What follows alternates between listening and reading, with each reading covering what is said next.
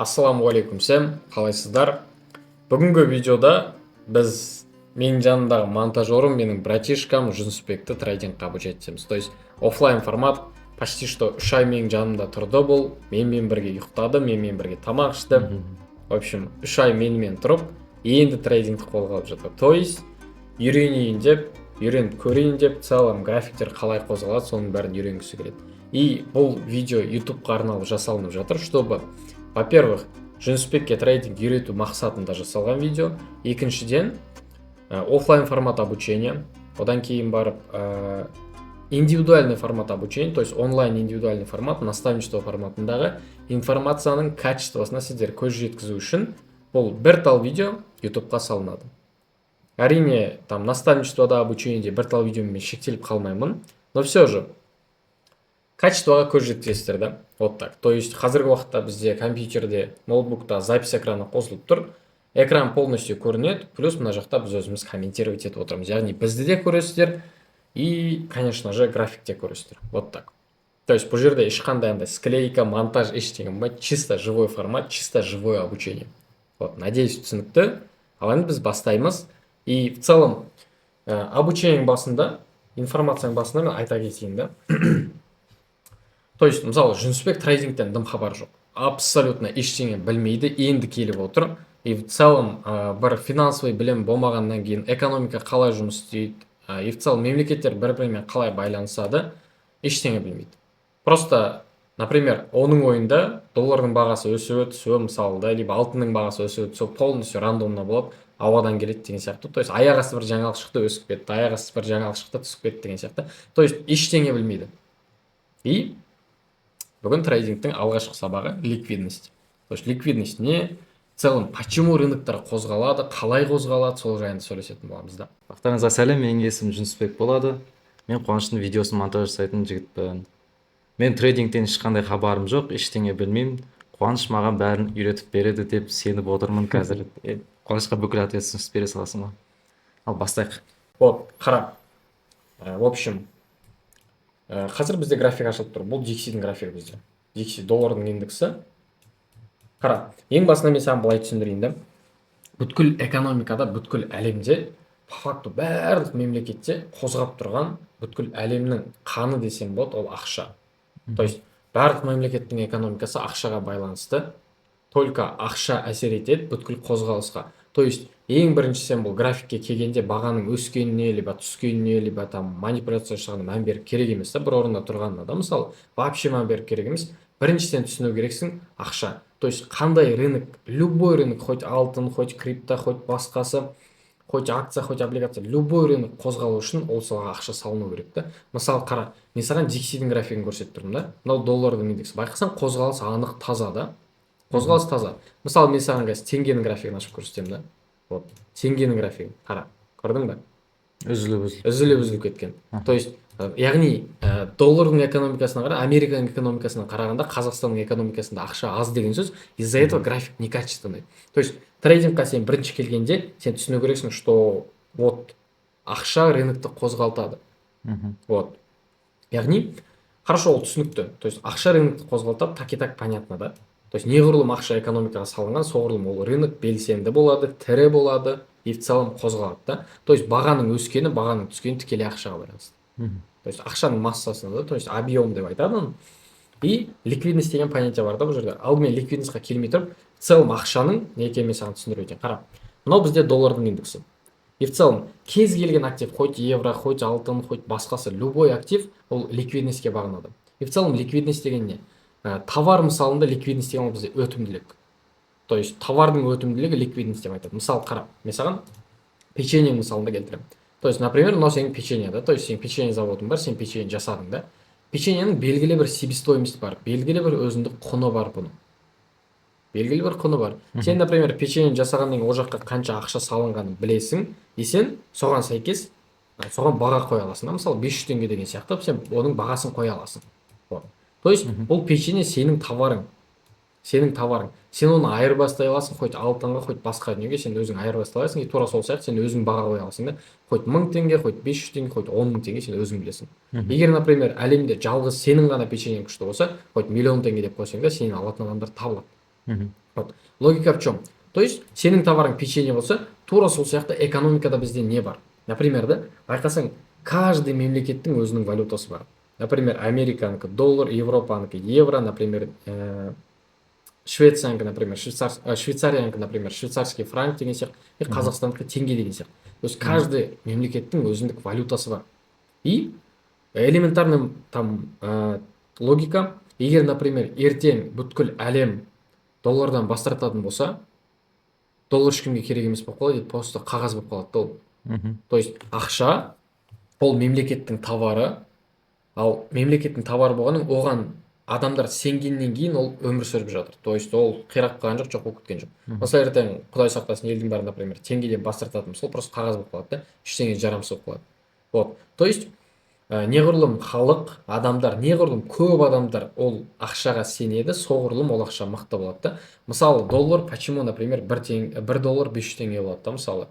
Потому что экономика 500 есе мықты деген сияқты да. Вот. И, например, теңгені мысалы сен какой-то бір Африкаға апаратын болсаң, ешкім алмайды да. Не мынау деген сияқты қарайды да. Но долларды апаратын болсаң, оған кәдімгідей ақша сияқты внимание бөледі да, мысалы. Вот. То есть элементарно Қазақстаннан қарағанда Американың экономикасы мықты. Но логика в чем? То есть ақша деген, ақша хоть, например, біз долларды жазатын болсақ, доллар по факту Американың товары ол. Вот. Тура сенің заводың мына печеньені басқарып отырған сияқты Америка өзінің товарын басқарады. Оның күшеюіне, оған көп ақша салынуына.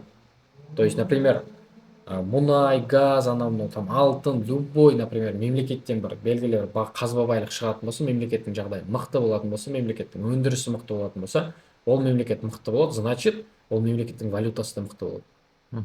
Вот. Осы момент өте маңызды. И қара, бұл жерде экономикада сол мемлекет өзінің валютасын басқарғаннан кейін, мысалы біздің мысалда долларда отырмыз, яғни Америка өзінің товарын басқарады. Өзінің товарын там сапасына мән береді деген сияқты. Мысалы сен там печенье жасасаң, печеньенің сапасына мән бересің ғой, чтобы ешкім уланып қалмау үшін, чтобы качество жақсы болу үшін да. И тура сол сияқты мемлекет өзінің валютасына жауапты. Вот. Осы момент маңызды. Енді не болады? Элементарно мемлекет өзінің товары болғаннан кейін, то есть мемлекеттің товары по факту доллар болып тұр. Ал қара енді вопроста, мемлекеттің ішінде ақшаны кім басқарады? Банктер басқарады. То есть банктер по факту мемлекеттің ішінде кіріс, шығыс, бүткіл ақшаның ағымын басқарады. То есть мемлекеттің ішіндегі қан айналым жүйесі банк деп айтсаң болады да. То есть ақшаны по факту басқарып отқан банк. Можно сказать, что банктың товары ақша деп айтсаң да болады да.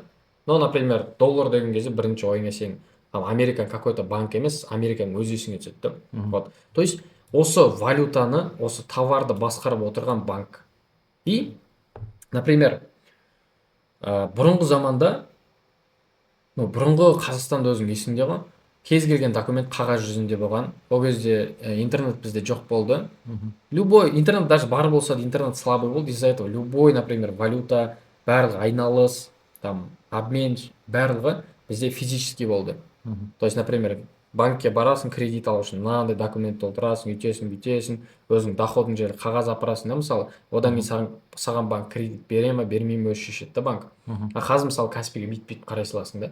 То есть бұрынғы заманда оның бәрін осы ақшаның айналысын, мысалы, мемлекеттің ішінде, мемлекеттен тыс, например, Американың банкінде адамдар физически айналысатын болса, тура сол сияқты қазіргі заманда осының айналысын экономикада алгоритм басқарады. Мысалы, тура сол Каспи сияқты ғой. Каспи если кредит алатын десең, бит, короче, басың там 100-ні түсіре саласың. И, например, егер саған доходың нормальный болса, банк өзі шешеді. То есть банкта шешпейді, ешқандай адам шешпейді, алгоритм шешеді да. Саған бере ме, бермей ме. Просто алгоритм тез анализ жасайды, адамнан қарағанда өзінің жұмысын таза істейді, и ол бұзылмайды. Да, ол бұзылуы мүмкін, но все же ол более адамнан қарағанда өзінің жұмысын таза істейді. Хоть түн жарымда сұрасаң да, хоть күндіз сұрасаң да, алгоритм таза істейді өзінің жұмысын. И уақыт өте келе технология дамығаннан кейін осы банктер ақшаны басқаруды, ақшаның айналымын, ақша қай жаққа салынады, қай жақтан алынады, соның бәрін алгоритм жасап қойған. То есть именно осыны smart money деп айтады. Алгоритм smart money дейді. Smart money деп крупный капиталды айтады. То есть крупный капитал, например, крупный капитал по факту басқарып отқан банктер ғой. Вот. Үлкен ақшаны иемденіп отқан банктер. Вот. Сол банктер алгоритм жасады. То есть smart money деп по факту банкта оның алгоритмін айтады да. Smart money. То есть, что такое smart money? Smart money – это логика алгоритма доставки цены из точки А в точку Б. То есть, қара, мысалы біз қазіргі примерде долларды айттық та. Тура сол доллар сияқты бізде не бар? Бізде алтын бар. Бізде, например, басқа мемлекеттердің валютасы бар. Мысалы, сен ойламайсың ғой, Америка мысалы өзінің алгоритмін жасады, ол оның эффективностін көріп тұр. Мысалы, Қазақстан мына жақта, біз Америкадан бәленбай жылы қап қалғанбыз ғой. Қазақстан мына жақта отырып өзінің алгоритмін жасап отпайды ғой. Вот прям мировая там финансовая система болғаннан кейін барлық жерге алгоритм одно и то же. Любой активке, хоть долларға, хоть теңгеге, хоть алтынға келгенде, хоть басқасына келгенде, любой активте алгоритм одинаковый. Ал енді қара, бұл просто форексті айтып өттім да, мен саған форекс деген в общем валюта нарығы. Форекс деген валюта нарығы, и валюта нарығын по факту басқарып отқан бір алгоритм да. Ал енді қара, мысалы металл нарығы бар да, алтын алайық, иә. Алтын, күміс. Элементарно алтын мен күміске бөлек алгоритм жасамайды. Тура сол сияқты акция, облигация бәрі нарық бар да. Оларға бөлек алгоритм жасамайды. Зачем? Егер бір алгоритм бір активті жақсы басқарып отса, неге оны басқа нарықтарға қолданбасқа? И, например, қазіргі заманда любой рынокта одно и то же жұмыс істейді. Сен, например, кейін график қарап бастағанда түсінесің, везде одно и то же, просто ликвидностьке бағынып, алгоритм өзінің жұмысын істейді. Ал алгоритмнің мақсаты не? Қара, алгоритм мақсатын мен саған келесі пример түсіндіріп өтейін. Қара, сенде, короче, 1 миллион теңге бар. 1 миллион теңге бар, иә? Сенде 1 миллион теңге бар, и 1 миллион теңгеге, короче, сен банкке, короче, депозитке салғың келді. Депозитке салдың, сен бардың, короче, банкке айттың, банк, короче, саған айтты, болды, хорошо, біз сенің ақшаңды аламыз. Біз сенің ақшаңды аламыз деді. Миллион теңгені сен банкке сап қойдың, депозитке 20%. То есть сен 20% бір жылда алу керексің. Ол қалған 20% қайдан шығады деген вопрос қой. Банк не істейді? Банк оны биржаға салады, немесе басқа адамға кредитке береді, немесе басқа бір, короче, пайда алып келетін жұмысқа салады. Но в основном банк основной ақшасын табады, ол кредиттен и неден ақша табады? Осы биржаға салғаннан. То есть сенің миллион теңгенің үстіне банк 10 миллион, например, жасап алды да, саған беретін 200 теңге ар жағына пайдасы өзіне қалады. То есть банк, например, сен елестете алмайсың, что, например, егер Қазақстандағы национальный банк бүткіл әлемдік, например, сол смарт манийдің алгоритмін білетін болса, Каспий банкқа оны айтпай қояды деген сияқты сен сенбейсің да. Почему? Потому что бір-бірімен тығыз байланысты банк. Мемлекеттің ішіндегі маңызды банк. Мысалы, Каспий банк. Из-за этого ол алгоритмнің жұмысы и там одно и то же болады. То есть халық банк по факту Каспий банктың жоқ болып кетпеуін гарантия жасайды да. Пайда табуын, құлдырап кетпеуін, қадалып қалмауын да, былайша айтқанда.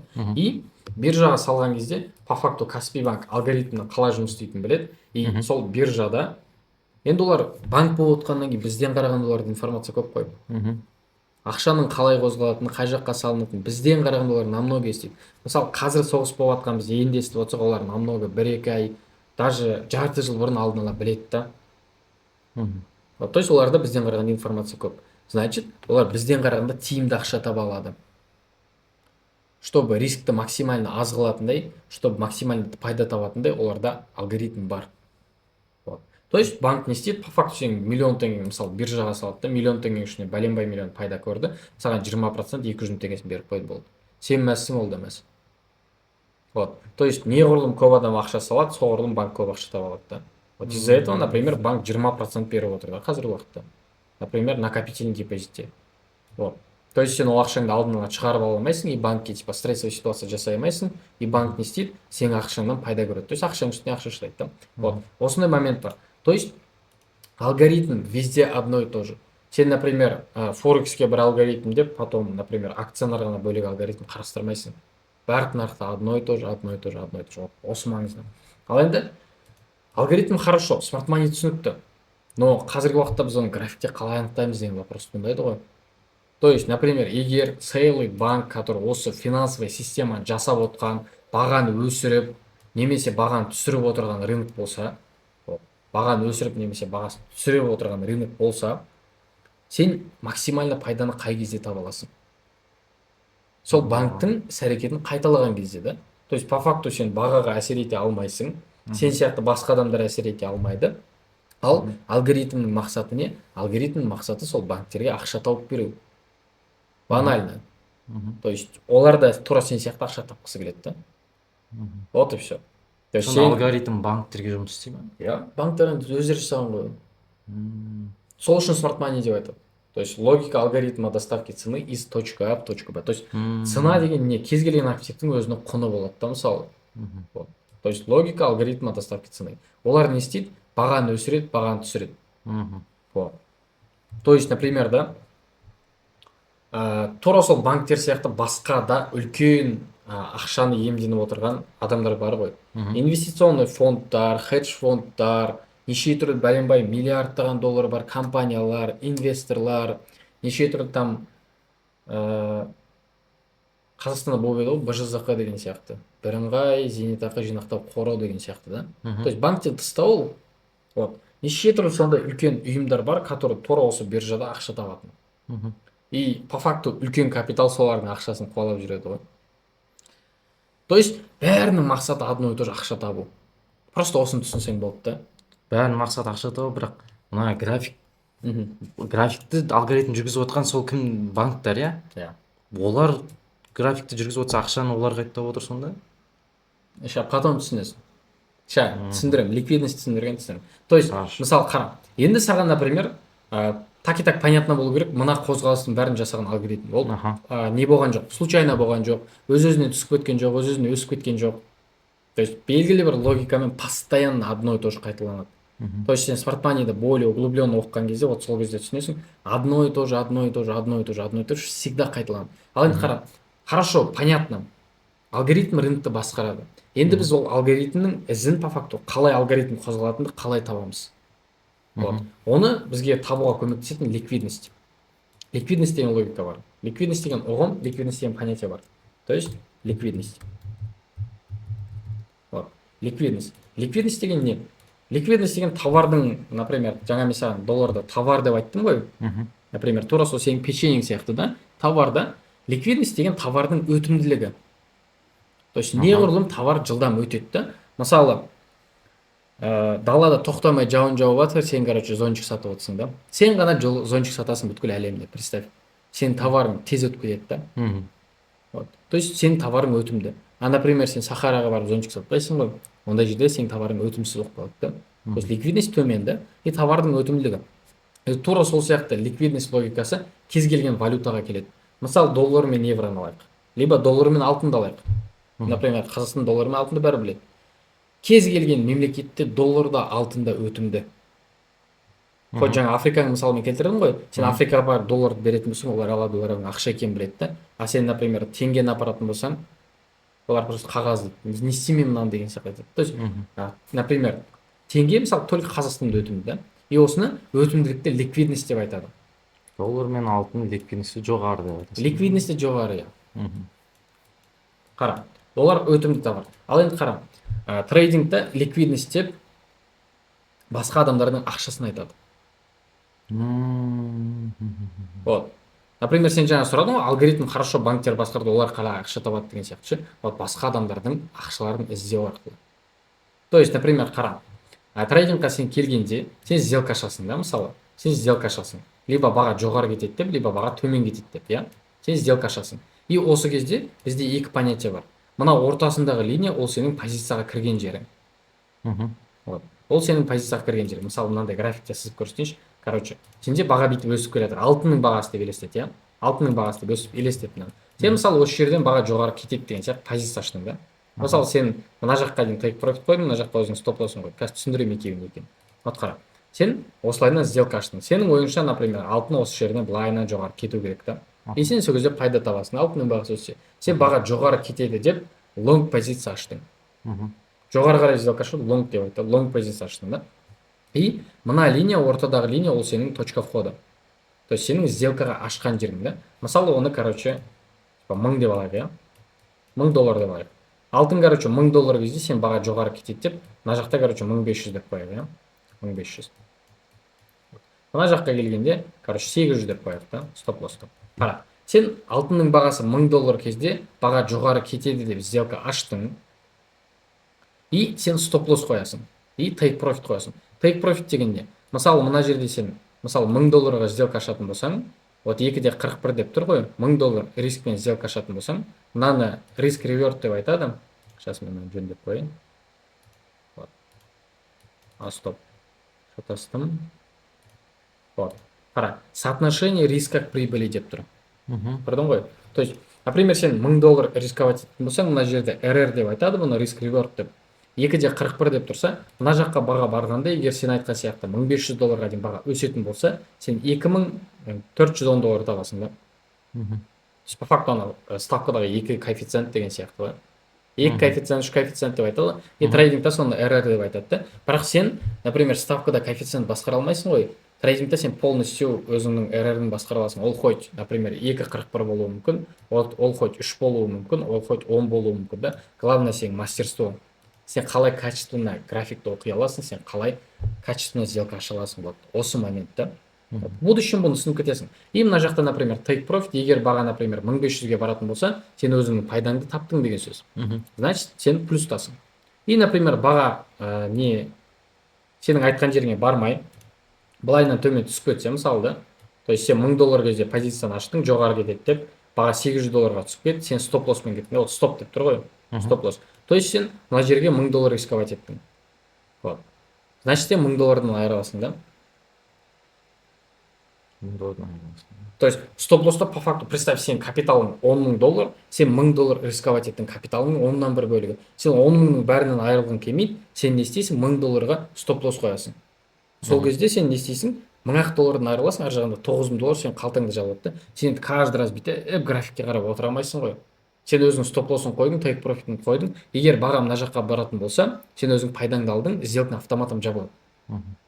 Егер баға стопқа жететін болса, сен өзің минусың шектің, то есть 10,000-нан сразу айырылған жоқсың, өзің рисковать ет, $1000 там рисковать етемін деп қойдың, и сен $1000-дан айырылдың, и дальше, например, кете бересің да. То есть сен графикті бүйтіп қарап отыру міндетті емес, просто так қосып қойдың, и все. Это как телефондағы будильник сияқты ғой. Баға егер, например, 800-ге түсетін болса, сен не істейсің, сделкадан автоматом система өзі сені шығарып тастайды да. Вот. То есть стоп-лосс по факту сенің жоғалтатын ақшаң. Take profit сен табатын ақшаң да. Жаңа мен саған RR деп көрсететін, ол как ставкадағы коэффициент деген сияқты ғой. Сен болашақта анализ жасап үйренгенде, ол RR-ді қайтып, например, есептеу керек, сен оны түсінесің да. Вот. То есть түсіндің, иә? То есть стоп-лосс деген сенің жоғалтатын ақшаң. То есть баға, например, сен өседі дедің, баға түсіп кететін болса, сен мына жақта $1000 жоғалтасың. Сен сделкаға ашқан ақшаны түгел жоғалтып аласың, в общем, стоп-лосста, иә? Ну, сен оны есептеп қоя аласың. Ана RR арқылы барады. Нет, сен стоп-лоссты бөлек есептейсің. То есть, мысалы, қара, сен капиталың $10,000, иә? Сен, например, $1000 рисковать еттің келіп тұр, сен позицияға, мысалы, сенімді болып тұрсың, сен $1000 рисковать етіп, $1000 жоғалтуға дайынсың. Сен не істейсің, просто так $1000, сен стопың $1000 болатындай сделка аша саласың, болды. Ар жағында 9000 қалтаңда қалып тұр да, в любом случае. Түсіндің да? А если сенің сделкаң дұрыс болса, 1500 таптың сонда? Ну, сенің сделкаң дұрыс болса, мына мысалда, короче, $2400 таптың ғой. Ну, RR-ді потом түсініп аласың, бұл RR қатты маңызды. Вот. Главное, сен стоп-лосстың, типа, ақша екенін түсінсең болды да. Сенің жоғалтатын ақшаң. Ал енді қара, ликвидность деген не? Ликвидность деген по факту басқа адамдардың стоп-лосстары. То есть, например, мына жақта біреу былайынан, мына жерде қара, баға құлады ғой. Осы жерде, например, симулятормен көрсетейінші. Қара, представь, баға құлады да, мысалы, мына жерде құлап жатыр. Сен графикке келдің, осындай картина көріп тұрсың да. То есть, баға по факту құлап жатыр. Сен не істедің? Так, мен баға астыға кетеді деп сделка ашқым келеді дедің, то есть шорт позиция ашқым келеді дедің. И сен не істедің? Мысалы, осы жерден астыға деп сделка кірдің да. Өзіңнің $1000 рисковать еттің, мына максимумға өзіңнің стопыңды қойдың, и, например, мына жаққа дейін, короче, take profit қойдың да сен. Мысалы, 1-2. То есть сен стоппен кетсең $1000 жоғалтасың, тейкпен кетсең сен $2000 табасың да. Мысалы, потому что мына жерде 2 деп тұр, көрдің ғой?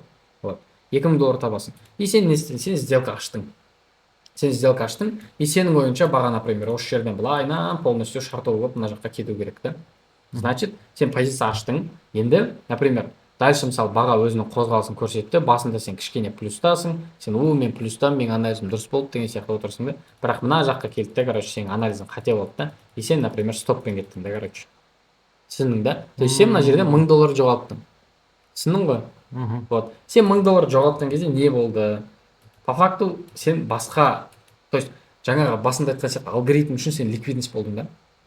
И егер неғұрлым мына жаққа сен сияқты шорт позиция ашқан адамдар көп жиналады, значит ол жақта көп стоп лосс и ол жақта ақша көп деген сөз. То есть сен сияқты миллиондаған адамдар бар, которые бұл жерде торговать етіп отқан. И не только сен, тура сен сияқты торговать етіп отқан үлкен компаниялар бар да, олардың капиталы, например, бәленбай миллион доллар, бәленбай миллиард доллар деген сияқты ғой.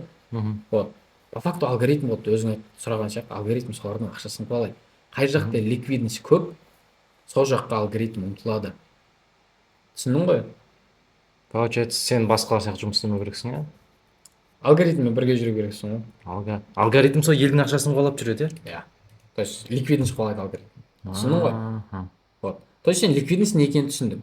Түсіндім. Вот. Қара енді, ликвидностьқа қайтып келейік. Трейдингте ликвидность деген ол ақша. Ақша. Қай жақта ликвидность көп, баға сол жаққа ұмтылады. То есть алгоритм мысалы баға бүйтіп өсіп келе жатса, қай жақта ликвидность көп, жоғары жақта ликвидность көп болса, баға сол жаққа барады. Төмен жақта ликвидность көп болса, баға төмен түседі да. То есть график по факту ақша қай жақта көп, сол жаққа ұмтылады. Түсіндің да? Вот. Ал енді ликвидностьқа қайтадан келейік. Сейчас хорошо. Ликвидность, иә?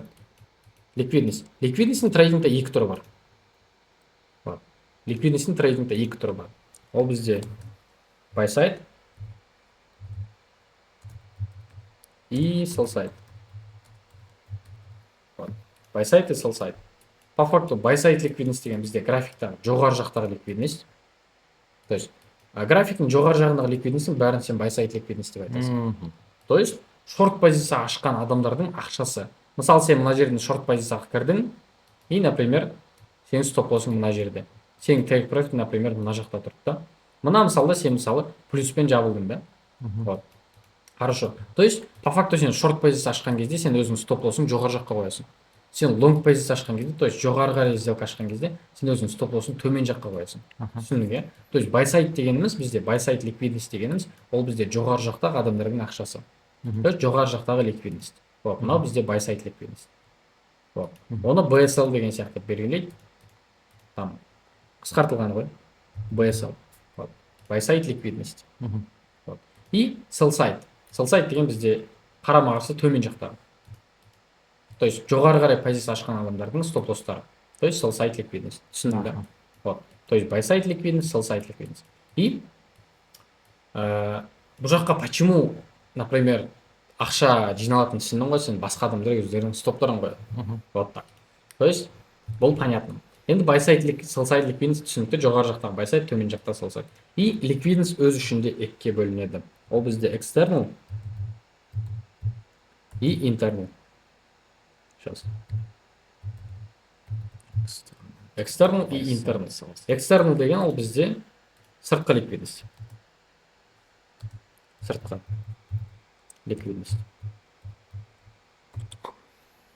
Ликвидность. И internal деген ішкі ликвидность.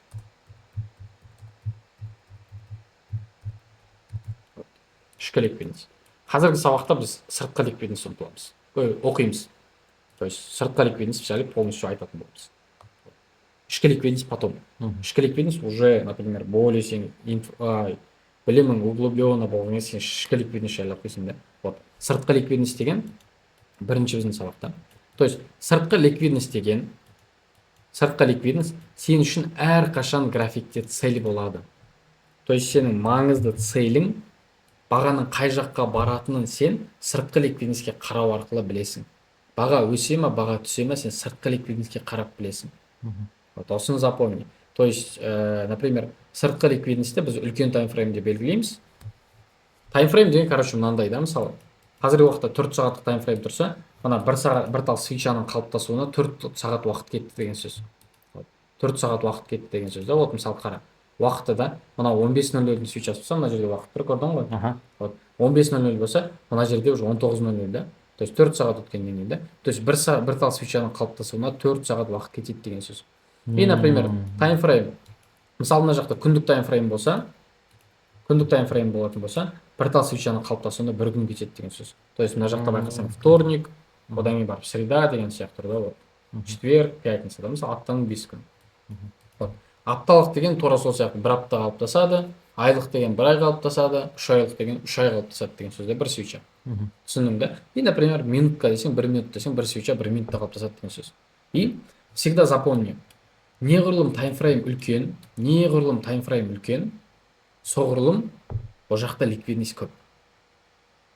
Мына айлық күндік таймфреймдерде сондай ликвидность көп болсын. Иә. Сол үшін неге мен сыртқы деп айтып отырмын? Себебі ол үлкен таймфреймдердегі ликвидность и әрқашан баға үлкен таймфреймдегі ликвидностьке ұмтылады. То есть кіші таймфреймнен қарағанда үлкен таймфрейм всегда маңызды. Түсіндің да? Не, ол жақта сол ақша көп болғандықтан болсын. Ақша көп жиналады. То есть осы жерде сен запомнить ету керексің навсегда, типа, егер сен даже трейдер болып кетсең де, сен тоже есіңе сақтау керексің да. Қазір енді оқып бастадың ғой. Үлкен таймфрейм всегда маңызды. Сен анализ жасап бастағанда всегда үлкен таймфрейммен бастайсың. Потому что кіші таймфрейм үлкен таймфреймнің ликвидностьтен ұтылады. Сыртқы ликвидность понятно. То есть ол бізде цель графиктегі. Жаңа айттым ғой, кіші таймфрейм үлкен таймфреймдегі ликвидностьке ұмтылады. Значит, кіші таймфреймде сен сделка ашу үшін үлкен таймфреймдегі ликвидностьті анықтау керексің. И сол бағытта жұмыс істеу керексің да. Егер сенің анықтаған целің дұрыс болса, сен качественный, сапалы сделка ашуға шансың көп. Түсіндің да? Ал енді қара, сыртқы ликвидность, экстернал сыртқы ликвидность екен понятно. Ол сенде графиктегі цель. И енді сыртқы ликвидность қалай анықтаймыз деген вопрос туындайды да. Банально. Қара. Ол оңай. То есть бізде мен өзім қарайтын сыртқы ликвидность ретінде қарайтын ол үлкен таймфреймдер. То есть 3 айлық таймфрейм, 1 айлық таймфрейм, одан кейін барып 1 апталық таймфрейм и күндік таймфрейм. Мен үшін сыртқы ликвидность осы таймфреймдерден жиналған. То есть осы таймфреймдегі бір тал свечаның максимум минимумы. Ең жақын ликвидность сол жерде болады. То есть қара, қазір біз күндік таймфреймде тұрмыз, иә? Мысалы да, қазіргі уақытта біз күндік таймфреймде тұрмыз. Мысалы, келесі жаңа күн ашылатын кезде, менде екі ақта ликвидность болады. Олай түсіндірмен, стоп. Мына жерге жазып көрсем. То есть 3 айлық, апталық, күндік. Есіңе сақтың, не? И бұны былайынан белгілейді да. Терминдер бар өзінің. То есть осы таймфреймдердегі свечалардың максимум минимумдары. Просто так максимум минимумдары и все. 3 айлық таймфрейм. Оны бізде белгілейді. Previous quarterly high и previous quarterly low. Өткен кварталдың максимумы, өткен кварталдың минимумы. Вот. То есть там бір жылдың ішінде 4 квартал бар, и каждый квартал 3 ай сайын болады. Вот. Айлық таймфреймге келетін болсақ, previous monthly high, previous monthly low.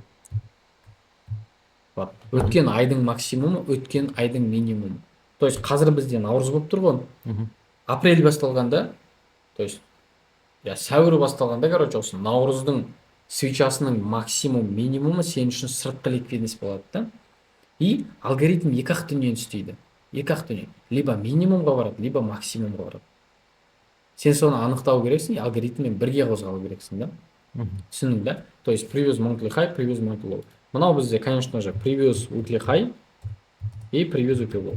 Өткен аптаның максимумы, өткен аптаның минимумы. И тура сол сияқты күндік таймфреймде previous daily high, previous daily low. То есть кешегі күннің максимумы, кешегі күннің минимумы по факту. Түсіндің да? Осы сенде маңызды ликвидность. Сыртқы ликвидность ретінде мен өзім осыны белгілеймін. Сыртқы ликвидность. И екі ақ дүние бар жаңа айтқан. Например, күндік свеча ашылған кезде баға екі ақ дүние істейді. Либо кешегі күннің максимумына барады, либо кешегі күннің минимумына барады. Сенің мақсатың, егер сен интрадей трейдер болсаң, яғни күннің ішінде, қазір сделка аштың, мысалы, күннің ішінде жауып тастайтын, например, күннің ішінде ақшаны тауып кеттің келсе, там күнде, апталап, айлап, ұзақ уақыт сделканы ұстағың келмесе, сен не істейсің? Просто так осы ең кішкентай экстернал ликвидность, осы күндік ликвидностьке қарап жұмыс істейсің сен. Сенің целің по факту баға бізде кешегі күннің максимумына бара ма, либо кешегі күннің минимумына бара ма, соны анықтау и все. Сонда кешегі күннің максимум минимум деген алгоритмнің кеше жүріп кеткен сол барған максимальный точкасы мен минимальный точкасы сондай. Просто қара, мысалы мынау күндік таймфрейм ғой. Мынау бізде күндік таймфрейм. Просто қара да. Мысалы байқасаң, свечалар бізде мынау күндік свеча, мына свечаның қалыптасуына бір күн уақыт кетті деген сөз. Байқасаң, свечалардың максимум мен минимуммен жұмыс істеген. Байқасаң, тағы да свечаның максимуммен жұмыс істеген. Одан кейін, например, минимуммен жұмыс істеген, мына жақтары ликвидность жинаған, одан кейін барып мысалы жоғары өсіп кеткен деген сияқты. оның логикасын қазір түсінесің оны. әлі сол келген жоқпыз біз что-то оған. сәл түсінбей қалдым. Иә, әлі оған келген жоқсың сен. Иә. Просто Так, осыны понимание түсінсең болды, болды. То есть понимание. осы свечаларда мысалы бар ғой, мына пример Невочинский болып тұр. Қара да, мысалы мен мынаны көрсетейінші саған. Вот, мынаны көрсетейін, қара. Мынау, например, күндік свеча жабылды. То есть жаңа келесі күндік свеча ашылады да. Келесі күндік свеча ашылады. Ал енді вопрос, қара. Біз жаңа ликвидностьті айтқан кезде айтып өттік. Бізде екі ликвидность бар, buy side, sell side. Sell side ликвидность бізде төмен жақта, buy side ликвидность бізде жоғары жақта да, мысалы. Buy side ликвидность жоғары жақта. Ал енді қара, вопрос. Мына свеча бізде қандай ликвидностьпен жұмыс істеді? Осы жасыл свеча ең соңғы қандай ликвидностьпен жұмыс істеді? Sell side. Sell side. То есть астыдан ақша жинады алгоритм. Астан ақша жинады, ал енді төбеге өрге кетті. Енді жоғары кетіп жабылды да, мысалы. Аха. Енді келесі күн ашылатын кезде логично, sell side жиналып қойылса баға қайда барады? Buy side'қа барады. Обычная логика. И, например, келесі күндік свеча ашылады, баға мысалы buy side'қа барды да. Ал енді қара, мына свеча ашылды, иә. Мен саған қазір кіші таймфреймді ашып көрсетемін. Кіші таймфреймді ашып көрсеткенде сен мысалы таң қаласың. Вот, мына жерде бізде күндік свеча ашылған болатын. Сейчас көрсетемін. 19:00 қайда? Вот 19:45. Мына жерде бізде күндік свеча ашылған болатын. Күндік свеча осы жерде ашылған болатын. Кейін ол ашылу уақыты, қалай ашылады, анау бәрін потом түсініп аласың сен. Қазір оған басын қатырма. И байқасаң, основной күндік свеча ашылғаннан кейін қозғалыс қалай болды? Buy side. Не, шартылу болды ғой. То есть астыға қарай ұмтылды да. Не үшін? Себебі мына жақта шорт позиция ашқан адамдардың санын көбейту үшін. То есть мына жақта buy side ликвидность көбейту үшін мына жақта. И мына жақта позиция ашып өзінің стоп-лосстарын мына жаққа қойып қойған адамдарды по факту стоп-лосстарын жинап кету үшін да. И уже мына жақта ликвидность қалмағаннан кейін алгоритм не істеді? Дальше өзінің қозғалысын лонговый жалғастырды. Көрдің, иә? Вот так. То есть алгоритм әрқашан ақшаға ұмтылады. Әрқашан ақшаға ұмтылады. Трейдерлардың стоп-лосстары. Sell side алынды ма, баға buy side'қа кетеді. Buy side алынды ма, баға sell side'қа кетеді. Вот, сен осыны есіңе сақтап алу керексің. Вот это маңызды. Обычная логика и все. Ал енді күндік таймфреймге қайттан барайық та. Жаңағы информация есіңде ғой, мынау. Бізде сыртқы ликвидность сел екені, что бізде әрқашан баға бізде осы сыртқы ликвидностьтен сыртқы ликвидностьке қозғалатын, так и так понятно, что бізде экстерналдар вот өткен кварталдың максимумы, өткен кварталдың минимумы, өткен айдың максимумы, өткен айдың минимумы, өткен аптаның максимумы, өткен аптаның минимумы, өткен күннің максимумы, өткен күннің минимумы. Осындай да. То есть осылар бізде сыртқы ликвидность болып есептеледі. Ал енді мен саған нені көрсетейін? Мен саған мысалы ең үлкен жаңа біз 3 айлық таймфреймді айттық, иә? То есть бір свечаның қалыптасуына по факту 3 ай уақыт кетеді деген сөз. И мен саған алысқа бармай мына жақтан бір мысалдар іздемеймін, мен саған ең жақынға келтіремін. Ең жақын пример. Соңғы мысалы мынау бізде шілде, мынау бізде қазан. Себебі сол айларда 3 айлық таймфреймде свечалар ашылады. И қазіргі уақытта январьдікі болып отыр. 3 күн 5 сағаттан кейін, бізде жаңа 3 айлық свеча ашылады да. Түсіндің да? Енді қара. Не көріп тұрмыз біз? Мен мына свечаны жоқ қыла тұрамын. Мен мына свечаны, мынаны да жоқ қыла тұрамын. Обычно қара. Сен графикке келдің, сен 3 айлық таймфреймде торговля істемейсің, потому что бір свечаның жабуына 3 ай уақыт кетеді. Зачем саған ол? Сен просто күннің ішінде өзің кішкентай қозғалысын ұстап ақшаңды тауып кетсең болды, иә? Саған керегі сол. Ал енді қара. 3 айлық свечаны сен жабылғанын көріп тұрсың да. Мына жерде біз қандай картина көріп тұрмыз? Мына жерде қандай информация береді біз? Біз мына жақтан какой-то бір линиясыз басымызды қатырмаймыз. Біз только осы соңғы 3 айлық свечаға қараймыз. Біз не көріп тұрмыз? Что 3 айлық свеча бізде sell side ликвидностьпен жұмыс істегенін көріп тұрмыз. То есть по факту sell side ликвидность алынды, баға қайда барады? Buy side'қа барады. Ең жақын buy side болды. Жаңа 3 айлық свеча ашылған кезде, вот қара, жаңа 3 айлық свеча ашылды мына жерде. Сенде екі ақ цель бар, жаңа айттым ғой. Екі ақ цель. Баға либо максимуммен жұмыс істейді, либо минимуммен жұмыс істейді. Біз не істейміз? Логика бойынша бәрін байланыстырамыз да, пазл жинаймыз да. Не көріп тұрмыз? Біз бағаның sell side'пен жұмыс істегенін көріп тұрмыз. Значит, келесі неде, келесі қозғалыс бізде қайда барады? Баға buy side'қа барады да. Вот. Баға бізде buy side'қа барады. Сенің целің яғни логично buy side ликвидность. сен не істейсің? Баға, например, ойбай, баға мына жақта құлаған, енді баға дальше құлайды деген сияқты сен басын қатырмайсың, зачем тебе это? Сен просто алгоритммен бірге жүресің да. Ал енді қазір мен саған көрсетемін. Да, мысалы. Вот, қара. Вот, баға бізде байсайт ликвидность жинады, иә. Мынау как будто бір кішкентай қозғалыс болған сияқты көрінеді, 3 айлық таймфреймде, иә. Ал енді мен саған 4 сағаттық таймфреймге қойып көрсетемін. Мына қозғалыс, вот, мына қозғалыс, основной осы болған қозғалыс, бір тал свеча 4 сағат қалыптасады. 4 сағат қалыптасады бір свеча. Ал енді қара, ликвидность жиналған сәттен бастап, либо жаңаға 3 айлық свеча басталған сәттен бастап, вот мына жерде бізде жаңа 3 айлық свеча басталған. Вот. И мына жерде ликвидность жинағанша байқасаң 35 күн өткен. Мына жерде байқасаң күн жазылып тұр. 35 күн 12 сағат уақыт өткен. Например, сен сделка 35 күн отырмайсың, зачем тебе это? Бағаның құлағанын көріп, бағаның өскенін көріп, ондай стресс испытывать етіп. Қазір, например, кейбіреулер айтуы мүмкін осы видеоны көріп.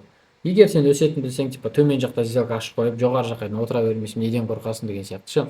Например, мынандай жерде сен бағаның былай өскенін көрдің, сен мына жақта позиция ашып қойдың, одан кейін барып мына жақта бағаның бүйтіп құлап жатқанын көрген кезде, сен еще ақша рисковать етіп отырсың, сен еще ақша тауып отырсың. Эмоциональный качели қандай болатын адамдар білмейді да. Зачем тебе этот стресс? Ақша жоғалтып қоям ба деген уайым. Вот. Түсіндің да? И, например, баға былай құлаған кезде қандай, например, адамдар даже өздерін өздері өлтіріп жатады да, ақшадан айырылған кезде ше. Сол үшін ондай ұзақ қозғалыс ұстаудың орнына күннің ішіне кір, қазір мысалы там ары кетсе бір 5-6 сағаттың ішінде өзің кішкентай позицияны ұста, ақшаны тап шығып кет. Вот. Өзің нервыңды экономить ет. То есть бұл неде трейдингта бәрін идеально білетін адам емес, максимально өзін басқара алатын, өзіне жауапты адамдар ақша табады. Вот. То есть эмоционально психический состояние нормальный адамдар. Вот. То есть сен түсіндің. Мына жерде біз не істедік? Біз просто так бір ақтал свечаға қарадық. Бір ақтал свечаға біз қарадық, и баға не істеді дальше? Мысалы ликвидностьке барды. Вот. Байсайт ликвидность алынды. Ал енді қара, байсайт ликвидность алынды, иә? Қазір біз келесі айдың свечасын ашамыз. Вот, баға қозғалды. И, например, келесі айдың свечасы бізде басталды. Вот. Енді қара, жаңа 3 айлық свеча басталды, өткен 3 айлық свеча жабылды да. Мына ситуацияда сен не істейсің? Қандай цель көздейсің? Баға сенде байсайтпен жұмыс етсе, сенің целің қандай болады? Сылсайт. Вот, сылсайт. Түсіндің да? Мынау сенің келесі целің. Логично ма? Логично. Сен бүйтіп алып, андай кіші таймфреймге кіріп алып, бүйтіп 1,40 бірдеңе сызып, бүйтіп какой-то андай біздің тәтешкалар бар ғой Қазақстанда, бүйтіп бір линиямен торговать ететін ше. Линия мына жерге келді енді өседі, линия мына жаққа келді енді түседі. Ойбай, біздің линиямыз бұзып кетті, біз мына жаққа позиция ашамыз деген сияқты емес. Сен алдын ала ол дүние болған жоқ, сен оған қалай болатыны басыңды қатырмайсың, ештеңе сен білмейсің, сен просто бағаның сайтқа баратынын білесің. Просто так үлкен таймфреймде бір-ақ свечаға қарап. Түсіндің да? Үлкен таймфреймде бір-ақ свечаға қарап, сен бағаның қайда баратынын білесің. Вот и все. Үлкен таймфреймде бір-ақ свечаға қарап, сен бағаның қай жаққа баратынын білесің. То есть, например, сен байсайттың алынғаны көрдің, дальше не істедің. Вот. Сол сайтқа дейін сен просто отырдың да. Мынау мысалы өткен жылдың 2025 жылдың минимум болатын. Мына жақта 6 ай жиналған ликвидность бар. То есть бір свеча 3 ай жалғасады, екінші свеча 3 ай жалғасады. То есть мына жақта 6 ай жиналған ликвидность бар. Ол бізде өткен айдың минимумы, өткен жылдың минимумы. То есть өзің примерно түсініп тұрсың, қандай көлемде ақша бар екен ол жақта. Неғұрлым таймфрейм үлкен, соғұрлым ол жақта ликвидность көп. Вот, как только вот sell side ликвидность жиналды, көріп тұрмыз, иә, sell side ликвидность жиналды. Бізде төмен жақта басқа sell sideқа цель жоқ. Біз не істейміз? Баға buy side қамтылады. Вот. Ал саған қара енді, мына жерде вот, ең жақын buy side қайсысы? Ең жақын. Вот, көрдің ба? Мына максимум. Неге? Себебі ол жақта уже почти что 3 айдан көп уақытта ликвидность жиналып қалды да. 3 айдан көп ликвидность жиналды ол жақта. Түсіндің да? Как только баға не істейді, дальше просто так сол ликвидностьке барады да. Түсіндің да? Біз не істедік?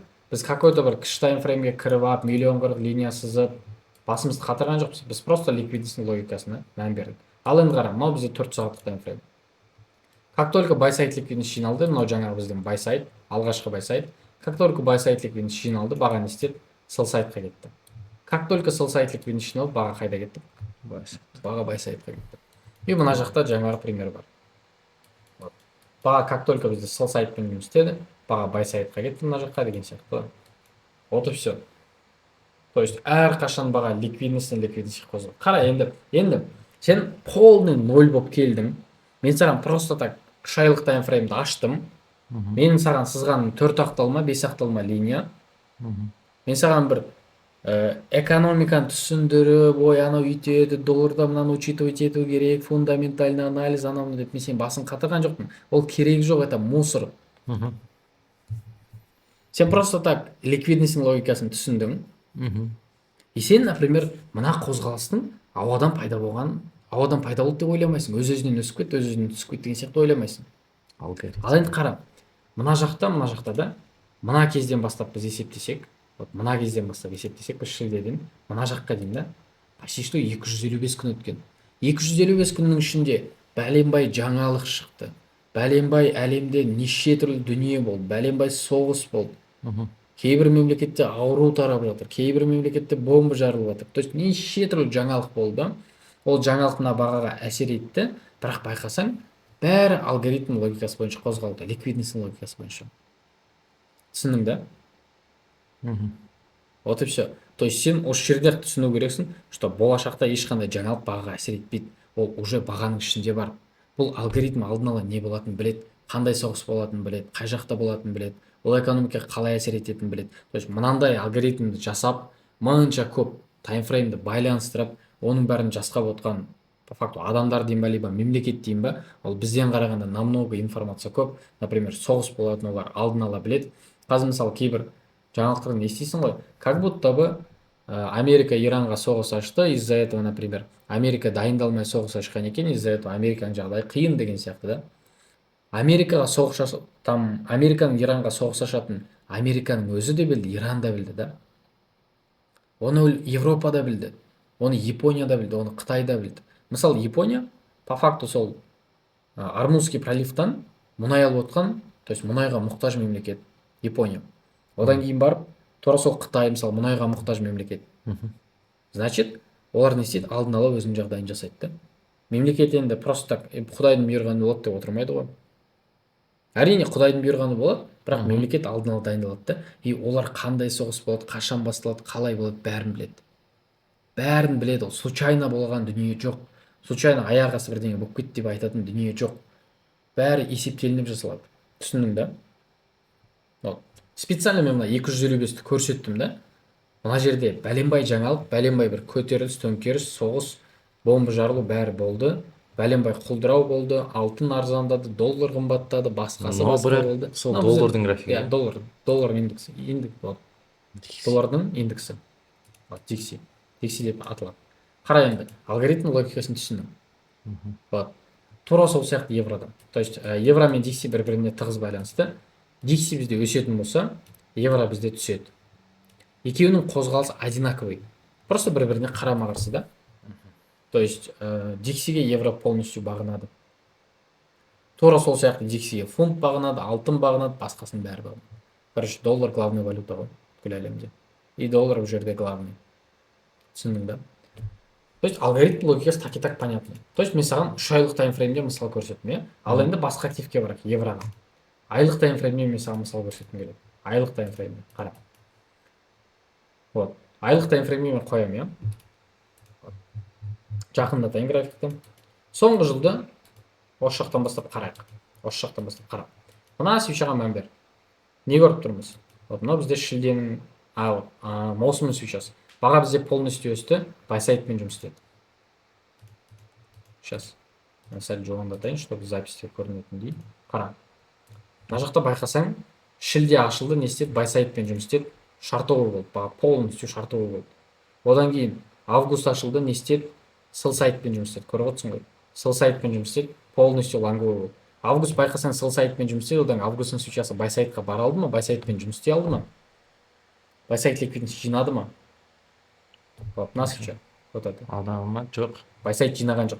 Яғни логика бойынша не істейді? Сентябрь байсайтпен жұмыс істейді да. Көрдің иә? А, Сентябрь байсайтпен жұмыс істеді. Келесі не істейді? Октябрь сосай. селсайтқа барады. Вот. Негізі логика бойынша мына жақтағы селсайт алыну керек болған.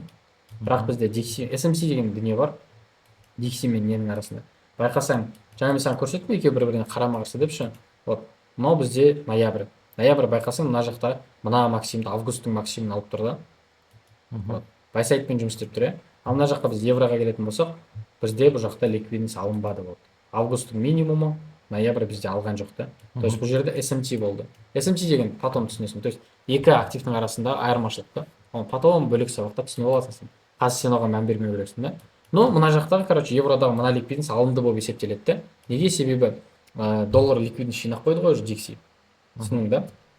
Енді қара, селсайт ликвидность жиналды деп есептелінеді. Баға қайда барады?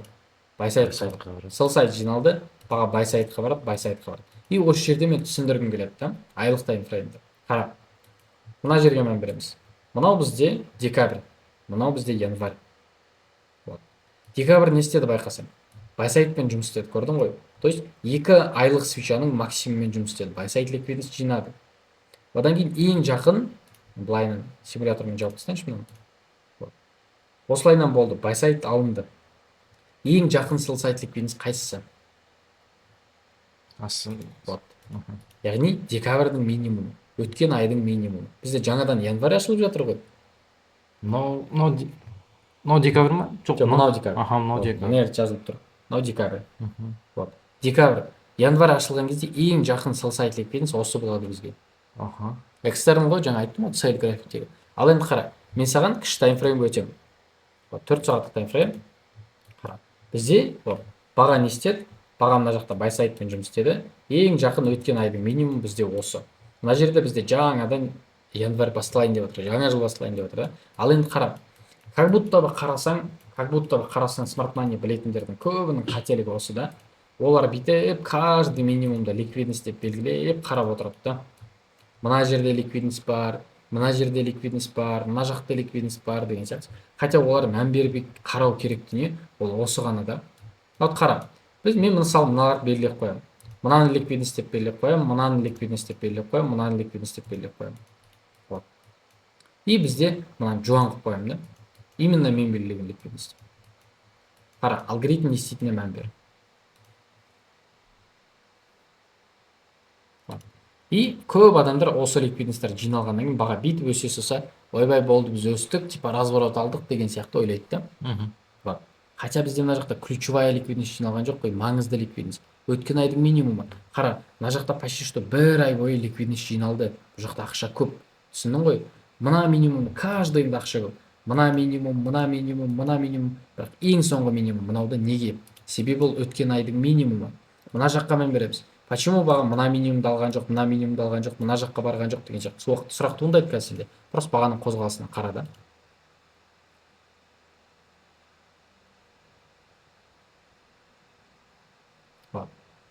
Баға как будто өте gross көрсетеді, потом дальше өзінің қозғалысын, шартовый қозғалысын жалғастырады. Ал енді қызықса, бізде мына ликвидность жиналды, көрдің иә?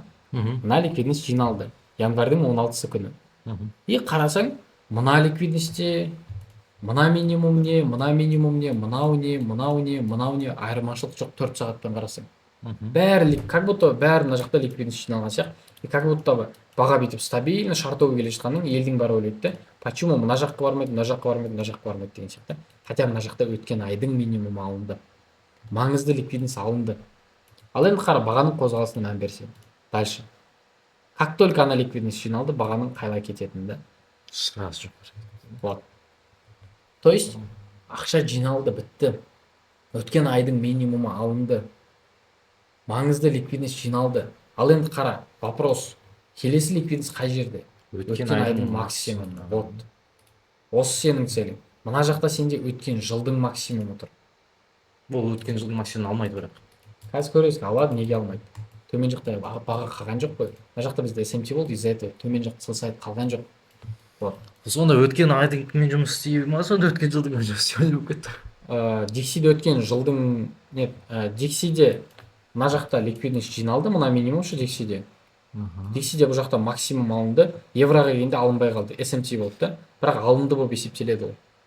SMC'ді потом түсінесің, оның басын қатырма. Сен просто мына ликвидностьті түсіндің ғой. Қара, өткен айдың максимум алынды. Бұдан төмен ликвидность бар ма? Енді қарап. Сен жаңа айттың ғой. Сен өткен жылдың максимумына бірақ бармайды деп айттың да. Вот. Өткен жылдың максимумына баға бірақ бармайды деген сияқты айттың да. Ал енді қара, мен саған сұрақ қоямын, иә. Мына жерде бізде вот баға бізде sell side ликвидностьпен жұмыс істеді. Баға buy side'пен уже жұмыс істеп қойды. Төмен жақта баға баратын sell side ликвидность бар ма? Что өткен айдың минимумы сияқты бар ма? Жоқ, көрдің ме? Вот. И баға қайда жалғастырады? Өзінің қозғалысын, бағаның целі мынау да. Неге ол 2 ай бұрынға неге бармайды? Олар мына жақта екен ғой айтпақшы. Олар мына жақта ликвидность жиналып қойылды. Қазір мен саған Dixie'дің графигін ашып көрсетемін. Получается өткен Айлық таймфреймді. Қара, мынау бізде айлық таймфрейм Dixie'де. Қара, айлық таймфрейм. Мына жақта жаңағы ноябрьда айттым ғой мен. Ноябрь бізде buy side'пен жұмыс істеп қойды ғой. И мен саған жаңа айтқан болатынмын, что евродан қарағанда Dixie маңызды. Евро полностью Dixie'ге бағынады. Егер Dixie ликвидность жинап тастаса, евроға ол жаққа барып жинап керек емес. Түсіндің да? То есть байқасаң, ноябрь өзі ликвидностьпен жұмыс істеп тұр. Ноябрь айы өзі по факту ликвидностьпен жұмыс істеп тұр. Значит, ноябрьдің жоғары жағында бізде мына жақта buy side жоқ деген сөз. Түсіндің ғой? То есть мына жақта бізде по факту ликвидность қалмады, ақша жоқ мына жақта бізде. Dixie ғой, иә? Мынау бізде Dixie. Значит, евро мысалы мына минимумға барып керек емес та евро үшін. Мына минимумға барып керек емес евро үшін. Баға просто так бізде sell side'пен жұмыс істеп, даже төмен жақта sell side жоқ қой. Баға buy side'қа кетіп қалды да. Вот, түсіндің да? Вот осылайынан любой рынок осылай қозғалады. Любой, абсолютно любой рынок осылай қозғалады. Мынау айлық таймфрейм, иә? Айлық. То есть мысалы мына жерде айлық мысалды көрсеттім да. По факту баға бізде sell side'пен жұмыс істеп, соңғы қалған баға дальше бізде buy side'қа келгенін көрсеттім. И мына жақта баға бізде buy side'пен жұмыс істеп, sell side'қа келгенін көрсеттім. Вот мысалы 4 сағат таймфрейм ашып көрсеттім да. Вот 4 сағат таймфрейм. Қара. Баға бізде buy side'ды алды бірінші. Одан кейін баға бізде sell side'қа барды, sell side'ды алды. Дальше мысалы мына жаққа келмейді ғой, неге? Бұл жақта ликвидность жоқ. Бұл жақтың өзі ликвидностьпен жұмыс істейді. Dixie'дің графигінде көрдің бе? Оны SMT деп айтады, ондай мелочтар өте маңызды. И мына жаққа баға келді, buy side'пен жұмыс істеді. Ал енді қара. Сен мысалы мына жерде бағаның buy side'пен жұмыс істегенін көріп тұрсың, иә? То есть жоғары жақта уже ақша қалмады. И мына жерде SNR деген сияқты басқа стратегия сен білмейсің ғой бәрін. Стратегиямен сауда жасайтын адамдар либо трендовая линиямен, либо, например, смарт-манияға келгенде просто так там имбаланспен торговля істейтін адамдар қателеседі да. Почему? Олар бүйтіп имбалансты белгілеп алады да, одан кейін ойбай баға осыдан өседі деген сияқты отырады да. Хотя ликвидность үлкен таймфреймде жиналып қойды ғой. Buy side алынса баға қайда барады? Sell side'ға барады. А бізде төмен жақта белгіленген нақты sell side ликвидность жоқ та уже. Вот енді қара. Мынау бізде январь, иә? Қазір февральдің қалай қозғалатынын көресің. Бізде январь sell side'ды жинап тастады ғой? Жинап тастады. Buy side'ды жинап тастады ма? Жинап тастады. Февраль үшін не болып тұр? Сел жоқ. Сел жоқ бізде. Значит, февраль қандай болады? Боковик болады. Екі жақтан да ликвидность жинамайды февраль. Үлкейді саншын. Февраль басталды уже бізде. Мына жерде бізде февральдің айы басталды да.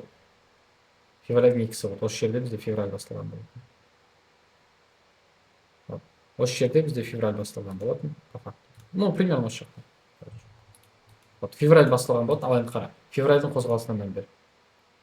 Ни туда, ни сюда. Мысалы, январьдың қозғалысын қарап, белгілі бір бағытта нақты шартовый қозғалыс, белгілі бір бағытта нақты лонговый қозғалыс. Февральді қара, екі диапазонда жүр. Бір диапазонда по факту ырбиып жүрді. Көрдің ба? Үлкен таймфреймде цельдің болмауы, яғни нақты ликвидностьтің болмауы бағаның осылай қозғалуына алып келеді. Жескі түсіп кетті ғой. Мына жақта март басталды ғой. Қара. Қай жерде март басталды? Март қазір мысалы белгілеп көрсетемін. Вот осы жерде март басталды бізде. Вот тут март басталды. Получается, мұнда да не так buy side, sell side деген тема мұнда қалай жұмыс істеп тұр соны февральда? Февральда баға накоплениеде жүр ғой. Бір диапазонда ликвидность жинап жатыр. Жоғары жақта да, төмен жақта да ликвидность жинауда баға. Вот. Бір диапазонда ликвидность жинады. Яғни баға мына жақта да бізде ликвидность көп, мына жақта да бізде ликвидность көп та. Как только уже не басталды, там как бы сказать, март басталды, баға нормальный қозғалыс көрсетті. Қай жаққа? Біз жаңа байсайтпен жұмыс істедік қой. Енді баға сол сайтқа кетті да. То есть февральдың минимумымен жұмыс істеді. Мына жақтағы январьдың минимумынан ұмтылды деген сияқты ғой. Түсіндің да? То есть февральдың минимумына, январьдың минимумына, мына жақта байсайт алғаннан кейін баға бізде сол сайтқа ұмтылды да. Ал енді қара қозғалыс қалған бер, баға бізде полностью құлады. Неге? Потому что уақыт келді ғой. Февраль үшін нақты цель болмады. Как только март басталды, нақты цель пайда болды, баға агрессивно әдемі қозғалыс көрсетіп бастады да. Белгілі бір бағытқа. Ол қайсысы бір жылдық немен тұрмау ол қазір. Яғни сөзін ұмытқанмын. Қай жылдың минимумына барады дегенде ол? Жоқ, жылдың минимумына барады. Оны сен білмейсің. Зачем саған ол? Жылдың минимумына саған ең жақын целіңді анықтап алсаң болды ғой. Жаңа айлық мысалды көрсеттім ғой, баға сол сайтта болды, мына жерде ше. Сол сайт алды, ең жақын целің сенің байсайтта. Сен білесің уже баға байсайтқа барады. Уже байсайт алдында сен сол сайтқа баратынын білесің. Вот. Просто қазіргі осы сабақта сен үлкен таймфреймде цель анықтауды білсең болды да. Вот и все, саған задача осы. Үлкен таймфреймде цель анықтау. То есть біз айлық пример түсінікті. Да. И апталыққа келеміз біз. Апталық таймфреймге келеміз. Апталық таймфрейм тоже самое. Қара. Мынау бізде апталық таймфрейм. Мысалы, вот 9 март күнгі апта бізде по факту үлкен ликвидностьпен жұмыс істеген. Көріп отырсың, мына жақта үлкен ликвидностьпен баға жұмыс істеді. Көрдің, иә? То есть өте ұзақ уақыттың ликвидностьтер жиналды да. Логичное дело. Егер мына жақтан үлкен ликвидность байсайт жиналса, баға қайда ұмтылады? Сол сайтқа ұмтылады. Сол сайтқа ұмтылады. Яғни менің целім изначально осы аптада менің целім мына минимум болатын. Бірақ баға менде сол сайтпен жұмыс істеді ме? Жұмыс істеген жоқ. Түсіндің да? Например, вот апта тұр ғой, апталық свечасінде ашылды. Четверг, пятница, давай. Пятница. Короче, бізде мына жақта жаңа апта басталды деп есептеп. Жаңа апта басталды. Вот апталық свеча сенде жабылып тұр. Баға үлкен байсайтпен жұмыс істеді. Элементарно келесі апта сенде сол сайтқа бару керек. Солай ғой? Солай. Мына апта бірақ сол сайтпен жұмыс істеді ме? Жоқ. Значит, келесі апта ашылатын кезде сенің целің қандай болады? Сол сайт. Сол сайт. Яғни келесі апта үшін сенің целің мына минимум болады да. Көрдің ме? Свеча ашылды, сол сайтқа келді. И бағаның қалай кетіп жатқанын көріп тұрсың. Как только сол сайт жиналды. Ну все же мен алдағы уақытта мына минимумға бағаның барғанын күтемін. Потому что бұл жақта ликвидность қап қалды бізде. Ал енді мен саған апталық пример түсіндің, иә? То есть 3 айлықпен нені түсінгеннен кейін, айлықты түсінгеннен кейін апталық оңай болды деп ойлаймын. Маған просто мыналарды ажыратып келіп тұр, мынаған кеп мына сызықтармен мына. Мынау свечаға келгенде, короче, мынандай. Свечаның мына жасыл болып тұрған денесі деп айтады. Екі жағындағы тені, свечаның тень. Иә. Ликвидность жиналды деген, ол бізде осылай свеча фитилімен ликвидность жиналса, вот осыны свип деп айтады. Свип деп айтады. То есть ликвидность по факту мына жаққа келді, жинады, баға қарама-қарсы бағытта кетті. Мына жақ тоже самое, қарасаң, баға келді, ликвидность жинады, баға қарама-қарсы бағытта кетті. Түсіндің ғой? Келесі, короче, структура сабағында біз бөлек көңіл бөлеміз да бұған. То есть мынау байқасаң, апталық свечамен бере салайық. Баға келді, өткен аптаның минимумымен жұмыс істеді. И дальше, например, өзінің қозғалысын жоғары жаққа жалғастырды. И бұл жерде мен саған тағы да көрсеткім келіп тұр, күндік примерді. То есть жаңа біз апталықты түсіндік қой. И мысалы мына жерде бізге понятно, біздің цель сол сайт ликвидность өткен аптаның минимумы. Енді біз күндік таймфреймге ашамыз. Апталықта мысалы бізге басқа информация жоқ қой. Басқа информация жоқ, иә? Біз не істейміз? Көбірек информация жинау үшін таймфрейм азайтамыз да. Таймфрейм азайтамыз. Күндік таймфрейм өтеміз. Күндік таймфрейм өткенде мен не көріп тұрмын? Менің целім понятное дело. Ол мына минимум. Сол сайт ликвидность. Енді, мынау пятница. Қара, мынау бізде жұма күні. 20 март. Қара, мән береміз. Четверг күні не істеп тұр? Четверг күні байқасаң, басқа күндердің минимуммен жұмыс істеп тұр. То есть сол сайтпен жұмыс істеп тұр четверг. Пятница не істеу керек? байсайт байсайтпен жұмыс істеу керек. Бірақ пятница байсайтпен жұмыс істеді ма? сол сайтпен істедім. Жоқ, пятница ештеңе істемеді. Четверг сол сайтпен жұмыс істеді, пятница байсайтпен жұмыс істеді ма? Жұмыс істеген жоқ. Значит, понедельник не істейді? Байсайтпен Байсайтпен жұмыс істейді. Ең жақын байсайт сенде қайсысы? Пятницаның максимум. Значит, келесі күн не істейді? Алдымен максимуммен жұмыс істейді, одан минимум қылады. Мен саған кіші таймфреймді ашып көрсетемін. Кіші таймфреймді ашып көргенде біз не істеп тұрмыз? Күндік свитчі мына жерде ашылған, вот 18:00-де осы жерде ашылған. Күндік свитчі ашылғаннан баға бізде байсайтмен жұмыс істеді. Мысалы, мына жақта да ликвидность қалды деп есептейміз. Мына жаққа дейін ликвидностьтің бәрін жинатты, одан кейін барып өткен аптаның минимумына дейін қалай құлағанын көріп тұрсың да сен. То есть, уже сен просто так, например, мына қозғалысты ашқанда сен 15 минуттық таймфреймді ашып алып, мына жерде какой-то бір линияны ауадан сызып, былайынан да бүйтіп басын қатырып, мысалы, мына жақтан бүйтіп линия сызып, короче, бір ауаға сеніп отқан жоқсың да сен, какой-то бір салына суретке сеніп отқан жоқсың да. Сен нақты ликвидностьке қарап тұрсың, ақша қай жақта бар, рынок сол жаққа кетеді. Байсайт алынды ма, баға қайда барады, сол сайтқа барады, от көріп отырсың. То есть, мына жерде біз нені көрдік? Как только байсайт алынды, байсайт ликвидность жиналды, баға қайда кетті? Сол сайтқа кетті. Енді қара, бізде сол сайт алынды ғой уже. Сол сайт алынды, баға қайда кетеді? байсайтқа. Көрдің ба? Бағаның қалай өскенін.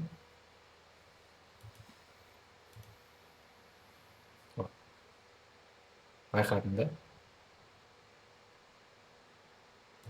Мынандай баға құлаған кезде байқасаң, баға құлады ғой бізде. Баға құлады ғой бізде. Баға құлады ғой бізде. Баға не істейді? Мына жаққа стоп-лосс қойған адамдардың бәрін ойыннан шығарып тастайды да. Олардың ақшасын жинап алады да өзінің артынан ликвидность қалдырмайды баға. Әр қашан манипуляция арқылы қозғалады. Дальше өткіземіз. Баға мысалы дальше өзінің ростын жалғастыра берді, мысалы. Түсіндің да? Әр қашан осылай қозғалады баға, әр қашан. И, например, егер сен просто так кіші таймфрейм М15-ті ашып қарайтын болсаң, мына жерде не болып жатқанын сен түсінбейсің, неге мән беретінін түсінбейсің, сен басың қатып кетеді. То есть сен әр қашан үлкен таймфреймдегі логикаға қарау керексің да. Түсіндің да? Үлкен таймфреймде сен жұмыс істесең, саған намного жеңіл болады, чем кіші таймфреймде отырғаннан қарағанда. Саған намного жеңіл болды. И енді сен графикте цельді қалай анықтау керек екенін білесің. То есть жаңағы примерге қайтып келейік, мысалы дневканы да, либо неделькадан қайтадан бастайық та. Біз мысалы хорошо там 3 айлық, айлық таймфреймде, 3 айлық, айлық таймфреймде біз білеміз да уже. Например, бағаның қай жаққа кетіп баратқанын білеміз. Бірақ о жаққа бару үшін баға 1 ай, 2 ай уақыт жұмсап тастауы мүмкін да. Зачем нам это? Біз оны күтіп отыра алмаймыз ғой. Біз не істейміз? Апталық цельді анықтадық. Жаңа апталық примерге қайтып келейік та. Просто обычный логика. Апталық цельді анықтадық. Мысалы, біз апталық цельді анықтадық. Кіші таймфреймге өттік. Мысалы, күндік таймфреймге өттік. Күндік таймфреймде мен не көріп тұрмын? Тура жаңа түсіндірген едім. Мен ликвидностьпен баға жұмыс істегенін көрдім. Мына жақта ликвидность қалғанын көрдім. Мына жақта ликвидностьтің бар екенін білемін. Значит, мен не істеймін? Кіші таймфреймге мысалы мен часовик, М15, даже М5-пен көрсетейінші мен. М5 таймфреймге келгенде мен не істеймін? Мен мынау цель екенін білемін. Баға сол сайтқа ұмтылып тұрған. То есть мен уже алдын ала білем, мына минимумға бағаның баратын. Мен қалай барады ол, қай уақытта барады, ештеңе білмеймін, мен оны біле алмаймын. Маған ешкім ондай информация бермейді. Мен просто алгоритмнің не істеп жатқанына қарап шешім қабылдай аламын да. Одан кейін барып не істеймін мен? Мен мысалы мына ликвидность белгіледім. Значит, менің ойым бойынша мына максимум алынғаннан кейін баға шартовой болу керек. Бірақ одан кейін баға мына жаққа өсе ме, мына жаққа өсе ме, мына жаққа өсе ме, мен білмеймін. Значит, мен именно мына ликвидность алынғаннан кейін мен осы жерден шорт ашамын деген сияқты айта алмаймын да. Астыға қарай сделка ашамын деп. Мен белгілі бір формация күту керекпін да. Баға бүйтіп келіп, одан шартовой қозғалыс көрсеткенмен күту керекпін. Вот. Түсіндің да? Вот. Дальше не істейміз? Бұл графикті өткіземіз. Мысалы, күндік свитча басталды. Баға дальше жүрді. Мысалы, М5 таймфрейм мынау бізде. Баға мысалы қазір бізде ликвидность жинайды. Бізде ликвидность жинады. Егер мен ақымақ болсам, мен не істеймін? Мен осы жерде қарай шорт позиция аша саламын да, мен отырамын да. Как будто бы ликвидность жиналды, и баға типа обязательно мен айтты екен деп, типа сол сайтқа барсын деген сияқты мен отырамын да. Егер мен ақымақ болсам, зачем мне это? Мен баға не істейтінін білмеймін ғой. Мен графикте цельдерімді анықтадым, мен соған қарай сделка ашаламын. Вот. Мен дальше не істеймін? Мен күтемін. Бағаның шартовой қозғалғанын күтемін. Мысалы, мына жаққа қарасаң, баға слишком қатты өскен. көріп отырсың ғой. Мгм. Вот. Егер мен мына жерде сделка ашсам, мен қадалып қалатын едім да, мен минуста болатын едім. Дальше уже көріп отырсың қандай агрессивный қозғалыс болды.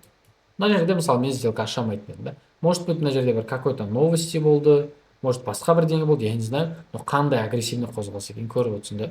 Мгм. То есть біз қандай кезде позиция ашамыз? Мына ситуацияда мен бағаның ПДХ-ны алатынын білдім, то есть жоғары жақта байсайдты алатынын білдім, Мгм. бағаның селсайдқа баратынын білдім, менің цельдерім анық еді, бірақ мен мына жерде позицияға кіре алмайтын едім да. Даже если мен біліп тұрсам да, мен сделка аша алмайтын едім. Неге? Себебі мынау слишком агрессивный қозғалыс та. Да, конечно, бүйтіп бір өзіңнің точка входыңды бір ауадан қойып, стоп лоссыңды, например, мына жаққа қойып, бүйтіп сен сделка аша аласың да. Бірақ сен сделкаға кіргізе ма, кіргізбей ма, сен білмейсің да оны. Мына жерде стоп лосс слишком үлкен болып кетеді да, короче. Вот. Мгм. Дальше, например, баға бізде не істеді? Просто так сайтқа кетті. И мына ситуацияда, например, позиция ашу почти что мүмкін емес еді да. Неудобная формация, көрдің ғой? Неудобный момент да. Но графикте мына жер неудобный болса, удобный моменттер көп. То есть не еврода сауда жасаң болады, алтында сауда жасаң болады, индекстерде сауда жасаң болады. Удобный момент өзіңе тапсаң болады. Вот. И, например, уже бізде баға sell сайтпен жұмыс істеді, но уже мына жақта типа күндік свиче жабылып жатқан уақыт мен мындай жерде, например, сделка аша алмаймын да. Өзінің сделка ашатын, сделканы жауып тастайтын уақыттар да болады да. Вот. Мысалы мына жақты қарасаң, баға бізде нақты бір трендпен қозғалып, нақты қозғалыс көрсетіп тұр. А мына жаққа қарасаң, туда-сюда, туда-сюда. Зачем тебе этот стресс да? Мысалы, сен өзіңнің қалтаңдағы ақшаңмен рисковать етіп отырсың ғой. Түсіндің да? Даже если сен ликвидностьті түсініп тұрып бағаның қайда баратынын білсең де, сен там, как бы сказать, оңға да солға да жоғарыға төменде сделка аша бермейсің да. Потому что психологическая часть бар ғой, саған давить етеді ғой, сен рисковать етіп отқан. Любой риск адамға давление алып келеді. Любой, абсолютно любой риск. И когда мына жақта сенің қалтаңда ақшаң тұр, сен стрессовать етесің, білейін, минусқа кетіп қалсам қайтем, мына идеям қате болса қайтем деген сияқты ғой. Да, сен логиканы түсініп тұрсың, бірақ сен минусқа кетуі мүмкін. Вот сол сені тоқтатады да. Сол үшін риск менеджмент деген дүние бар, сен өзіңнің рискіңді басқара білу керексің. Мгм. Ты помнишь, өткенде подкастта біз айтқан? Вот. Сондай моменттер бар. То есть, мысалы, сен капиталың 100 000 теңге болса, сен ол капиталыңнан 50 000 теңге рисковать етіп торговля істегеннен қарағанда, сен екі ақ рет қателесең, біз адамбыз ғой, біз робот емеспіз, біз алгоритм емеспіз да. Біз қателесеміз. Біз қателесеміз, бір дүние байқамай қаламыз, бір кезде сенімсіз болып қаламыз, бір кезде қатты сенімді болып кетеміз, біз қателесеміз да. Сол кезде сен қателескен кезде сенің жоғалтатын ақшаң саған психологически жеңіл болу керек жоғалту. Сен дайын болу керексің. Сен дайын болу керексің. Мысалы, сен бар ақшаң 100 000 теңге болып, сен онымен бір сделкаға 50 000 теңге рискпен кірдің, бір рет қателестің. Екінші сделкада 50 000 теңге рискпен кірдің, екінші рет қателестің, сенде уже бүткіл ақшаң жоқ. Сенде капиталың жоқ, депозит жоқ сенде. Ал егер сен, например, тура сол сделкаға кірдің, 100 000 теңгең бар, 1000 теңге рискпен кірдің да. Саған намного психологически, во-первых, жеңіл болады. Во-вторых, сен көп қателесе аласың. Сен жаңадан бастап отырсың ғой, сен былай қате болады. Сен былай минусқа кіресің. Но минусқа кіру деген сөз ол қадалып қалу деген сөз емес та. Вот. То есть капиталыңды бөлшектеп, 100-ге бөліп торговля істеген, например, саған намного жеңіл да. Банкротство деген уақытша деші. Вот. Как это понять, банкротство уақытша? Минусқа қадалғаның ол уақытша деймін да. Иә, и сен каждый сделка ашқан сайын, график қараған сайын опытың көбейеді. Сөйтіп, например, сен белгілі бір анализ жасадың. Например, күндік бітті ғой, сен анализдің уақыты бітті ғой, мысалы бар ғой. Сен күннің ішінде анализ жасадың, баға как будто бір точкадан екінші точкаға барады деген сияқты. То есть баға өседі, түседі деген сияқты сен анализ жасадың, сен оны көрдің. И элементарно понятное дело, уақыт өткеннен кейін сен өзіңнің қатеңді да, дұрыс ойыңды да көре аласың да. Мысалы, представим, мен мына жерде келдім да, короче, күндік свич ашылған кезде мен мына жерде лонг позицияда отырмын да. Мына жерде лонг позицияда мен отырмын, баға как будто мына жаққа барады деген сияқты өзім тейкімді қойып қойдым да отырайын. И, например, баға менде мына жақта келе жатқанда мен плюстамын да. Мына жерде келе жатқанда баға мен плюстамын. И, например, баға дальше осылаймен өскен кезде де мен плюстамын да. Баға осылаймен өсті, короче. Мен плюстамын. Вот осылай өскен кезде мен плюстамын да. Мен не істеймін? Өзіме қатты сенімді болып кетемін да. То есть мына жерде барады деген сияқты сенімді болып кетемін, ол типа қалай еді? Страх, жадность, эйфория деген сияқты чувстволар бар, ол адамда бар. То есть сен тікелей ақшамен жұмыс істегенде ол чувстволар, ол эмоциялар намного қатты білінеді да. Когда сен, например, до этого ары кетсе мысалы бір күнде 20-30 мың теңге тауып жүрген, бір күнде мысалы 100 мың теңге тауып алшы, 20 мың теңге рисковать етіп 100 мың теңге тауып алшы мысалы, ойбай, сен самооценкаң бүйтіп кетеді да. Почему? Потому что сен ойлайсың, блин, мынау мен типа күреп тастауға болады деген сияқты. Ар жақта уже қателесесің да сен. Сондай кезде рискті көбейтпеу керек. Сондай кезде, например, өзіңе сенімді болып, типа, ой, мен табатын мен таптым деп кетпеу керек та. Мен не үшін бұны айтып отырмын? Мен басыма тиді ғой бұл. Өз басымда өтті да. То есть, мынандай кезде, например, сен анализ жасадың, көрдің, ну, мысалы мына жерде сен минуспен кеттің да, вот осындай қозғалыс. 5-ақ минуттың ішінде сен минусқа кетіп қалдың. То есть, мынандай жерде егер сенің ақшаң 100 мың теңге, сен 100 мың теңгесімен рисковать етсең, сен мына жерде эмоциональный шок, быт боласың, короче, өмірден түңіліп кетесің мынандай қозғалыс, потому что 5-ақ минуттың ішінде бүткіл ақшаңнан айырылып қалды. Ал енді қара, сен 100 мың теңгенің 1000 теңгесімен рисковать еттің. Мынандай қозғалыс болды, сен алдыңда, короче, 1000 теңге жоғалттың. Да, сен қателестің, анализің дұрыс болмады, блин, мен анализ дұрыс емес деген сияқты сен кішкене стрессовать етесің. Бірақ, например, мына қозғалыс, короче, бітті да уже. Мына қозғалыс осылайынан жүрді, бітті. Мына қозғалыс біткеннен кейін мысалы бар ғой. Сәл үлкен таймфрейм болып, короче, бітіре салайықшы. Сейчас.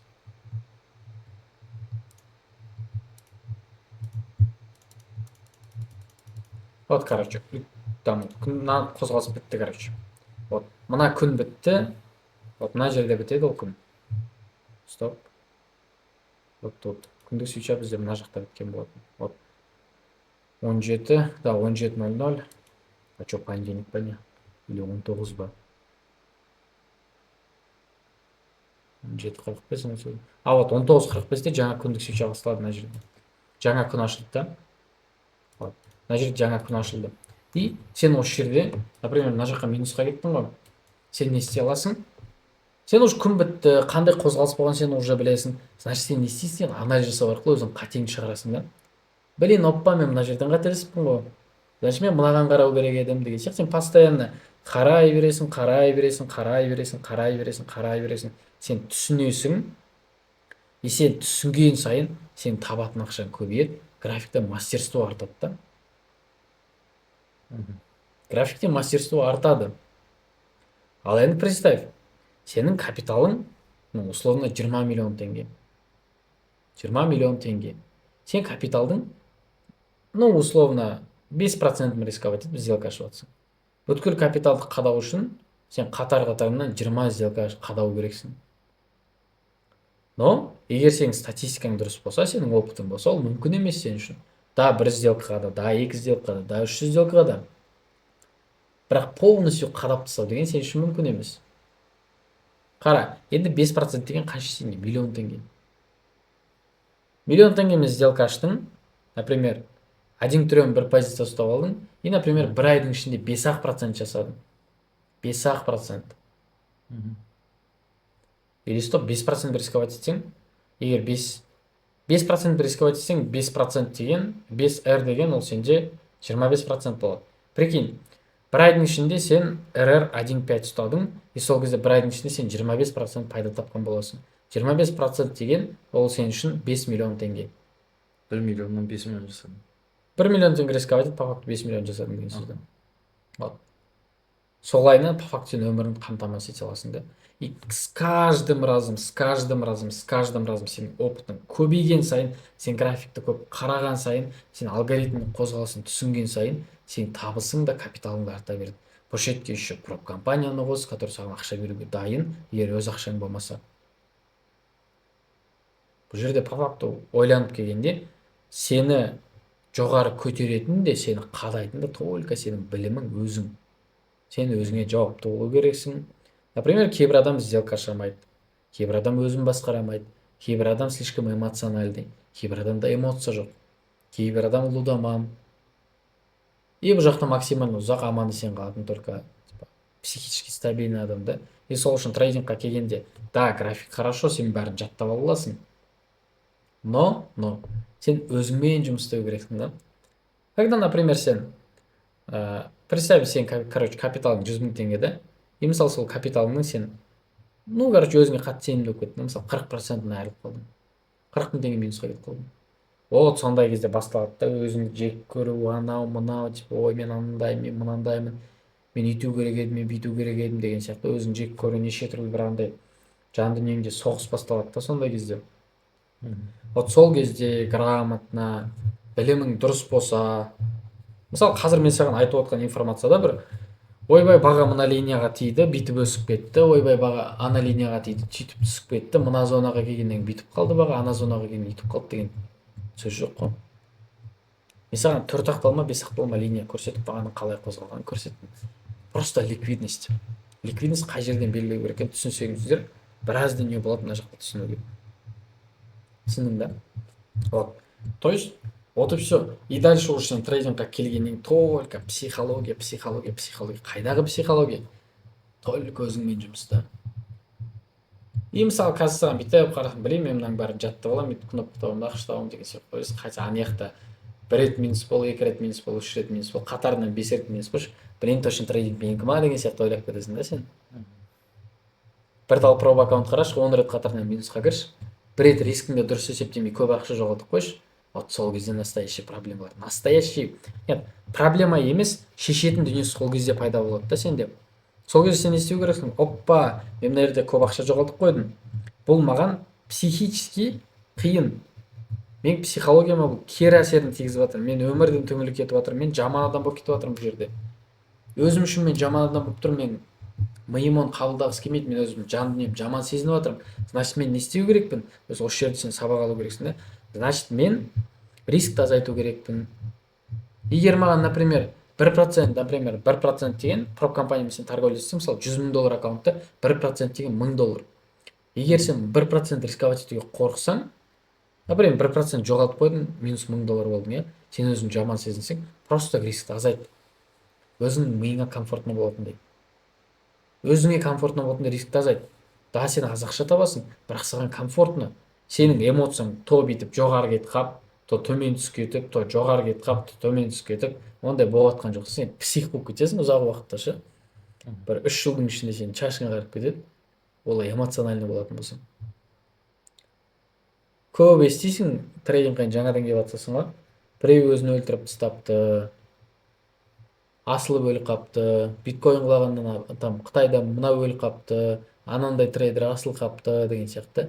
Потому что олар жоғалтуға дайын болмады. Вот мысалы, Костя Кудо деген трейдер болатын. Например, біз үшін ол украинец та мықты. Видеоны көретіндер тануы мүмкін. Кудо деген трейдер бір сделкасында тейкі, білейін мен көрген максимум тейктарымша, ол Кудода 240 мың, 250 мың долларда бір сделкада. Мен жазда бір бегасылмен отырыпша, кластас есептегем, 21 сағаттың ішінде 245 мың доллар тапқан. 245 мың доллар. Сол кезде мен есептедім да, блин, ол 245 мың доллар тапты. Почти что 120 миллион теңге. 120 миллион теңге. 120 миллион теңге, например, мен атам жылына 10 миллион теңгені табатын болса, қанша уақытта табады? 12 жыл. Сонда ананың 21 сағат өмірі менің атамның 12 жыл уақытымен тең да. И то анау просто отыр, анализ жасады, сделка ашты, и, например, сол ақшаны тапты. А менің атам, например, 12 жыл тоқтамай егінмен айналысты. Қара жұмыс. Түсіндің ба? Вот сол кезде мен трейдингті таңдадым да, мен мына саламен айналысқым келеді деп. И бұл жерде только ақша емес, білім. Сол кезде мен білім қуалап бастадым да бұл салада. Но, к сожалению, соңында не болды? Кудо мысалы сондай ақша тауып жүріп өзін атып өлтіріп тастады да. Почему? Потому что биткоин құлады, жаңалық болды, биткоин құлады. Сол кезде Кудо, елдің айтуы бойынша 60 миллион доллар жоғалтқан да. Психический состояниесі көтермей, өзін атып тастады деген сияқты айтады да.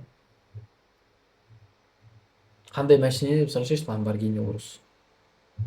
Сен ойламайсың, мысалы мен Lamborghini Urus сатып алсам, типа ол жерде өлгім келеді деген сияқты. Сен ойлайсың, блин, Lamborghini бар менде деген сияқты. Қара, сондай жағдай болған, сондай ақша тапқан адам көтере алмай қалды. Түсіндің ба? И қара, оның білімі де мықты болды. бірақ психологиясы көтере алмай қалыпты, жоғалтқан ақшаға дайын болмады. Сол үшін келгеннен кейін бұл жаққа жақсылап келгеннен кейін адекватность, андай келе сап бүйтіп ақшаны робить етіп аламын деген тема жоғынан, ақшаны ойлап келу жоғынан. Да сен ақша табасың біліміңе қарай. Да сен жақсы білім аласың, жақсылап анализ жасайсың өзіңнің психологический состояниеңе қарай.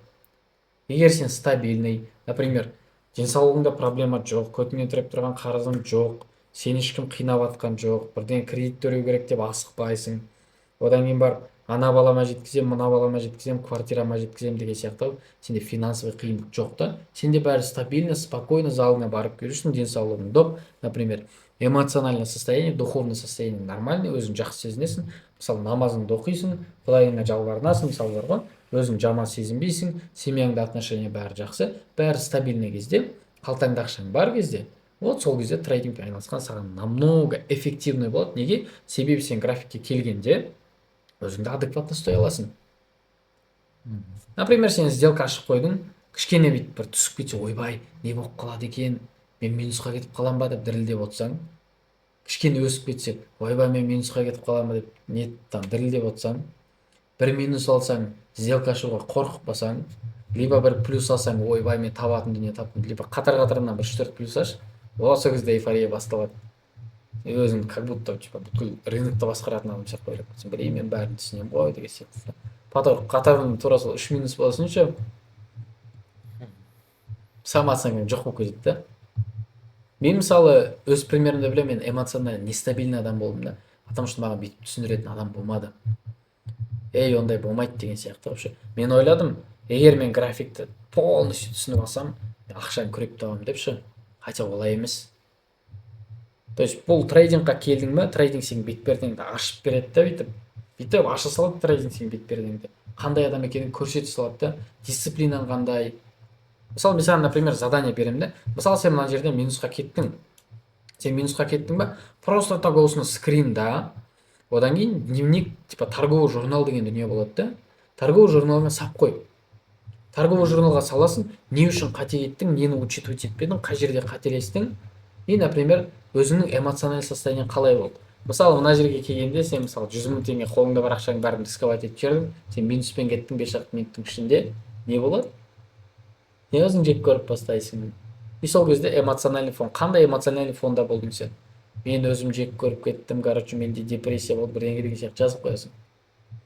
Келесі күн, например, келесі күн сен сделка аштың, күндік, типа, бұл еще мықты упражнение, запомните. Келесі күн, например, график бітті, күн жабылды, осындай кешкі жақта сен торговлядан тыс шығып отырсың. Сен не істейсің? Просто так графикке кірдің, скрининг жасадың. Бүгінгі қозғалыс мынандай болды, мен мына кезде мынандай позиция шалатын едім. Мен мына кезде былай ойлансам дұрыс болатын еді. Мен мына кезде былай шешім қабылдасам дұрыс болатын еді. Мысалы, мен мына жерде сделка ашқым келді, бірақ ашқан жоқпын, қорқып қалдым. Қорыққаным бекер екен, менің анализім дұрыс екен деген сияқты. То есть каждый раз не болғанын жазып отырсаң, буквально 3 ай, буквально 6 ай, 1 жыл, 1 жылда сен страшный трейдер боласың, егер сен білімің дұрыс болса. Ал енді, егер де сен графикке келіп алып, андай біздің татешкалар бар ғой, Қазақстанда маңырап жүрген СНРщиктер бар ғой, которые каждый второйды бәленбай миллион оқытып, елді қадап жүрген, маңырап жүрген біреулер сияқты сен отырсаң, мына жерден бүйтіп бір линия сызып, ойбай мына линияға келді, одан төмен түсіп кетті, ойбай мына линияға келді, одан жоғары шығып кетті деп, сен оны бар ғой, қойды тонна қылып, том-томға кітап жазсаң да ол бойынша, саған пайда болмайды. То есть бұл жерде главный дүние білім дұрыс болу керек. Білім. И вопрос туындайды, білімнің дұрыстығын қалай біз біле аламыз? Егер сенің білімің дұрыс болса, сен өзің позицияңа сенімді боласың. Сен графикке деген көзқарасың анық болады. Мысалы, бұл ликвидностьті түсіндіргенде мен андай, мына жерде бүйтіп қапты, мына жерде сөйтіп қапты деген сияқты түсіндірген жоқпын. Бәрі нақты. Бәрі анық түсінікті. Максимально түсінікті. Ешқандай бір упрощенный ойбай ана жаңалық шығып кетіп, бүйтіп түсіп кетті, одан ана жаңалық шығып кетіп, бүйтіп өсіп кетті деген сияқты ондай сөз жоқ. Какой-то бір фундаментальный анализ деген сөзді қосып мен какой-то бір экономиканы оқытып отқан жоқпын. Ойбай Трамп бүйтіп сөйледі, Иран бүйтіп бомбалады, Израиль бүйтіп қап деген сияқты әңгімемен айтқан жоқпын. Ондай керек емес. нақты білім болу керек та, короче. Вот так. Запомните это. Одан кейін егер сенің білімің нақты болды ма, сен не істейсің? Тура мен жаңа айтқан сияқты күндік свеча өтті ма, мысалы бүгінгі күн жабылды, бітті. Сен не істейсің? Просто графикке кіресің. Оппа, мен мына жерде мынандай позиция ашылатын едім, мен мына жерде мынандай позиция ашылатын едім. Даже если позиция ашып сен минусқа кетсең, оппа, мен мына жерде мынандай қателік жібердім деп жазып қоясың, болды. Енді оны қайталамаймын деп ше, сенің миыңа ол сақталады. Келесі жолы сондай ситуация болғанда сен, короче, нетпейсің. Ол қателіктен сақтанасың да. То есть бір ситуация жарайды, бір рет болсын, екі рет болсын, хоть 10 рет қателес, бірақ 11-ші ретінде сен есіңде қалады ғой ол. Солай ма? 11-ші ретінде сен есіңде қалады. Жарайды, 11-ші рет емес, 50 рет сен қателестің, бірақ 51-ші ретінде сен есіңде қалады да ол. Вот сол кезде сен не істейсің? Сабақ алып бастайсың да. Сол кезде өзің қателігін қайталамайсың, сол кезде минусқа кетпейтіндей амал жасайсың. Вот нағыз білім деген осы. То есть бұл жерде сенде бесконечный попытка бар да. Главное сол попытканы жасап жатқанда көп ақша рисковать етіп қойып, андай трейдинг деген скам, менің бір досым қадалқап деген әңгіменің ішінде жүрген болмасаң болды да, короче. Қазақстан жүреді ғой, типа 80 миллион қадап тастапты, квартирасын қадап тастапты, бизнесін қадап тастапты деп ше. Вот, ол неадекватность. Торговляға келгенде адекватно болу керек. Торговля любой адамның бетін ашып тастайды. Қандай адам екенін график по факту адамды ашып тастайды. Көрсетеді, график бар ғой, сенің бет-бетіңді ашып көрсетеді қандай адам екеніңді. Вот. Дисциплина деген осы жерде. Қарап тұрсаң, обычно қарапайым жаттығу да. Типа, күндік свеча бітті, мен мына жерде мынандай істей алатын едім. Либо қателессең, мен мына жерде қателесіппін деген сияқты жаза салу вроде оп-оңай. Бірақ оны даже мен өзім істемеймін да. Хотя мен оны білемін, істесем типа керемет болып кетемін да. Ну, мен оны істегем, бірақ қазір қойып кеттім да. Бірақ қоятындай деңгейге жеткен жоқпын мен өзім әлі. Мен бір андай, например, карате ма? Брюс Ли неде мастер? Карате ғой. Ну, неважно, например. Что-таки мастер ғой ол. Мастер ғой ол үшін мысалы. Кунг-фу. Кунг-фуда мысалы Брюс Ли мастер ғой. Ол бәленбай 10 жылдаған уақыт өтіп барып мастер болды да ол. Ал ондай деңгейге мен трейдингта жеткен жоқпын. Хотя менің өзім, мысалы Брюс Ли қанша мың тренировка жасаса, мен, например, 10 рет, например, график қараған жоқпын да. Менің өзім, мысалы қазір там Жакошқа түсіндіріп отқан дүниені мен өзім істеу керекпін да. Бірақ человеческий фактор, ерінесің, басқа дүние көресің, мысалы тиктокқа қарайсың, анаған қарайсың, мынаған қарайсың, басың қатады. Басың қатпаса да бар ғой, короче, көңіл бөлгің келмейді, ерінесің ғой, әдемі словом. Вот, дисциплина деген осындай моментте шығады. Осы өте маңызды. Адамның қандай екені осындай кезде белгілі болады да. Вот так, палуан. Енді сен по факту ақшаның қалай қозғалатынын білесің. Графикте қалай цель анықтау керек екенін білесің. Каждое движение, мысалы мен саған біткен жоқпын ғой. 4 сағат таймфреймді ашып қойып, мысалы бүйтіп мынандай айдаланы көрсетіп, бүйтіп графикті ашып беріп қойып, так, Жакош, мына жерде бізде линия поддержки бар, мына жерде бізде линия сопротивления бар, баға бізде боковикте келе жатыр, нисходящий клинда келе жатыр баға. Мына максимумға барғанда төмен қарай сделка ашасың, мына линияға келгенде жоғары қарай сделка ашасың деп үйреткен жоқпын мен саған. Сен нақты цельдерді білесің, нақты қай жерді көздейсің, қалай көздейсің. То есть сен бүйтіп бір ауаны көздеп отқан жоқсың. Сен нақты, снайпер сияқтысың ғой, нақты қай жерді көздеу керексің, сен білесің. Да, сенде қателік болады, сен ликвидностьте бірдеңе байқамай қаласың. Сен ойлаған цельге баға бармай қалады. Сол кезде жаңа мен айтқан жаттығуды істеу керексің. Оппа, мен қателестім. Қай жерден қателестім? Так, мен мынаны учитывать етпеппін. Мен мынаны үйтпеппін, мен мынаны бүйтпеппін деген сияқты қарайсың. Ары кетсе бір жыл страшный трейдер болып шығасың. Ну, страшный трейдер в плане чего? Графиктің планында. А потом 2 жыл, 3 жыл, 4 жыл, 5 жыл көлемінде сен капиталың да өседі, сауда жасайтын ақшаң да пайда болады, табысың да артады, сен жағдайыңды да жасайсың. Ана Абай айтқан ғой, ұнайтшы ма, маған кезінде сол мотивация беретін Абайдың несі, ғылым таппай мақтанба деген өлеңі бар емес па? Сол маған мотивация беретін. Болмасаң да құсап бақ, бір ғалымды көрсеңіз, ондай болмақ қайда деп айтпа ғалым сүйсеңіз. То есть сізге ғылым кім берер жанбай жатып сөнсеңіз, дүние де өзі, мал да өзі ғылымға көңіл бөлсеңіз, то есть сен графикке, по факту мынауың өзі ғылым ғой, сен зерттеп жатсың ғой бұны. Максимально сен бұған көңіл бөлсең, максимально отдача болады бұдан. Вот так. Ана не бар емес па, 80-20 деген. 80%, одан кейін 20%.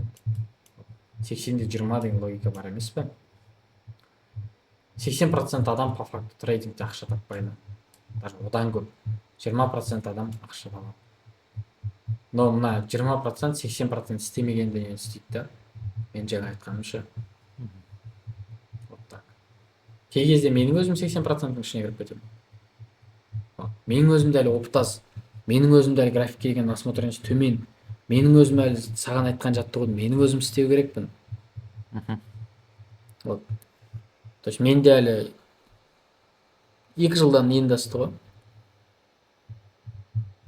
Мен 5 жылдықты ойлау керекпін, 10 жылдықты ойлау керекпін. Қазіргі деңгейімде мен қамау керекпін, жаңа информация іздеу керекпін, зерттеу керекпін, оқу керекпін.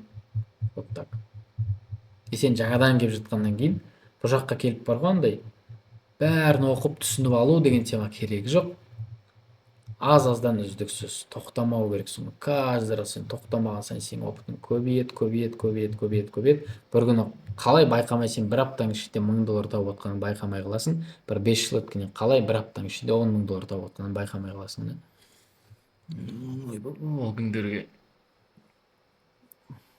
Андай айтады ғой, путешествие там 1000 километров начинается с первого шага деген сияқты ше. Вот бірінші қадам сен бастадың. Бірінші қадамды сен бастың, когда қызыққан кезде, екінші қадамыңды бастың, например, сен осы видеоны түсірейік деп маған айтқан кезде да. И мысалы қара, бұл видеоны біз түсірдік, 1,5 сағат мен саған ликвидностьтың логикасын түсіндірдім, психологический әсес, мен саған часть айтып өттім. И бұл видеодан қанша адам көреді, сонша адам, егер, например, шын ниеті бар, көрем деген адам көрсе, пайдасын алады да. Түсінеді да. То есть не только мен сені үйретіп отырмын, но и каждый адам, который бұл видеоны көрген, пайданы алады. Пайдасын көреді.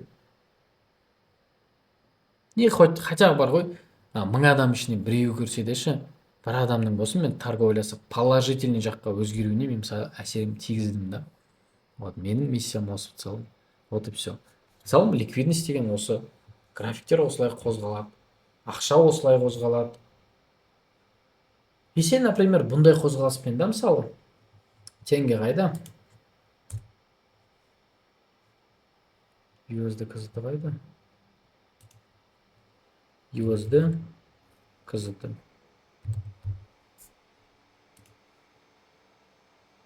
Ал бізде теңгенің графигі.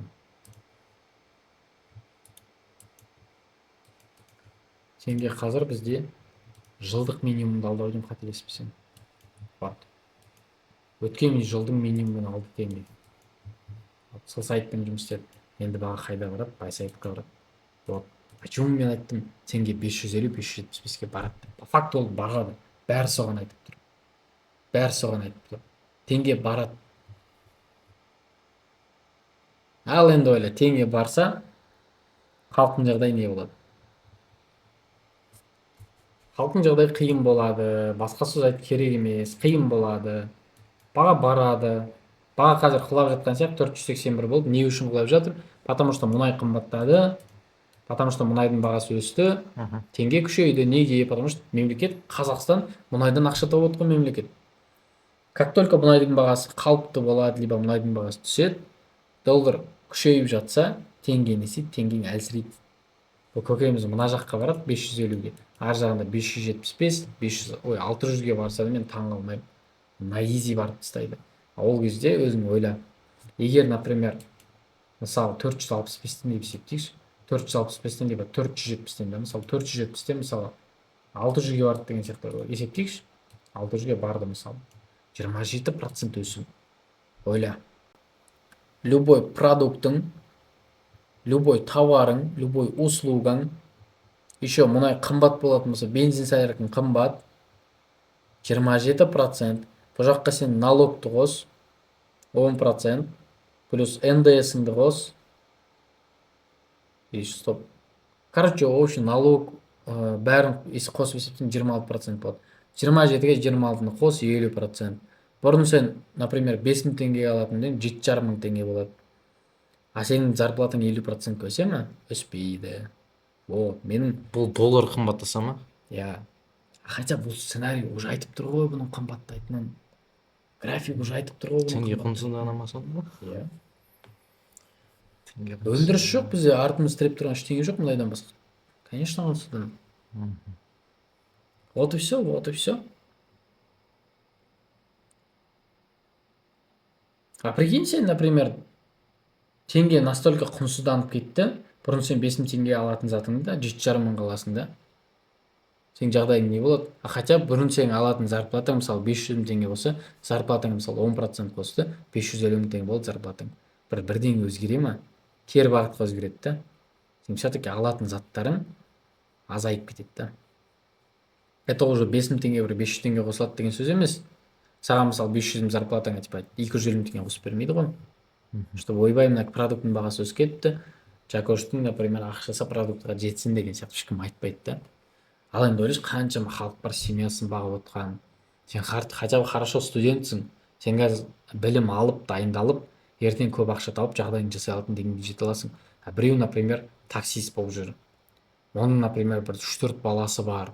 Оның үйі ипотекада, оның машинасы, например, автокредитта, өзің ойлашы.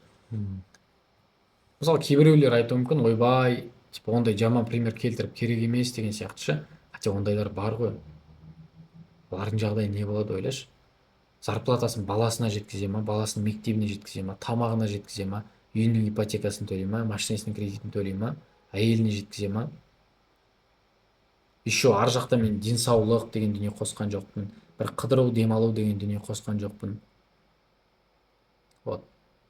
Түсіндің ба? И қара, элементарно. Бәрі қымбаттаса, ет те қымбаттайды да, мысалы. Ет, сүт, короче, бәрі қымбаттайды. Почему? Потому что ауыл шаруашылығының шығыны көбейеді. Ал енді осыған кеше біз видео түсірген бензинмен ненің қымбаттауын қос. Дизельдің қымбаттауын қос. Ауыл шаруашылығы вообще өседі де ол. Қазір мысалы еттің бағасы 3000 теңге болып тұрса, 4,5 ба, либо қанша, мен білмеймін.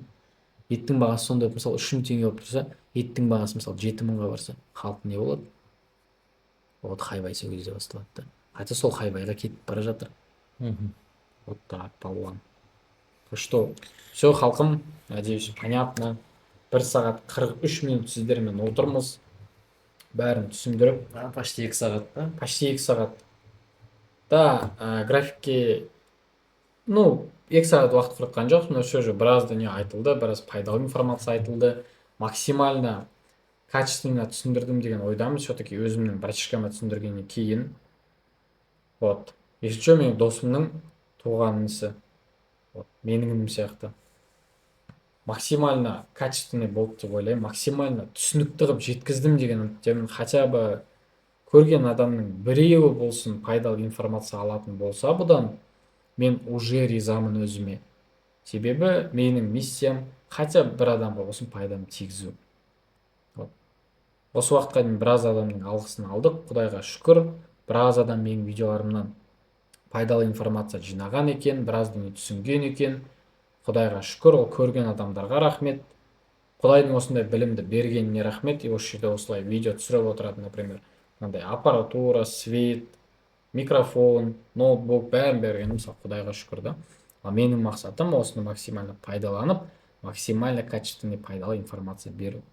Так что обучение келсеңіздер болады. Максимальное качество есть. В любом случае, бас аман ден сау болса, результат көресіздер. Надеюсь, пайдалы информация болды. Сау болыңыздар. Или Жакош, Ал біз қуанышқа, өзіңнің соңғы сөзіңді айтсаң. біз қуанышқа рахмет айтамыз. Сол үшін сау болыңыздар. Все, ассалам.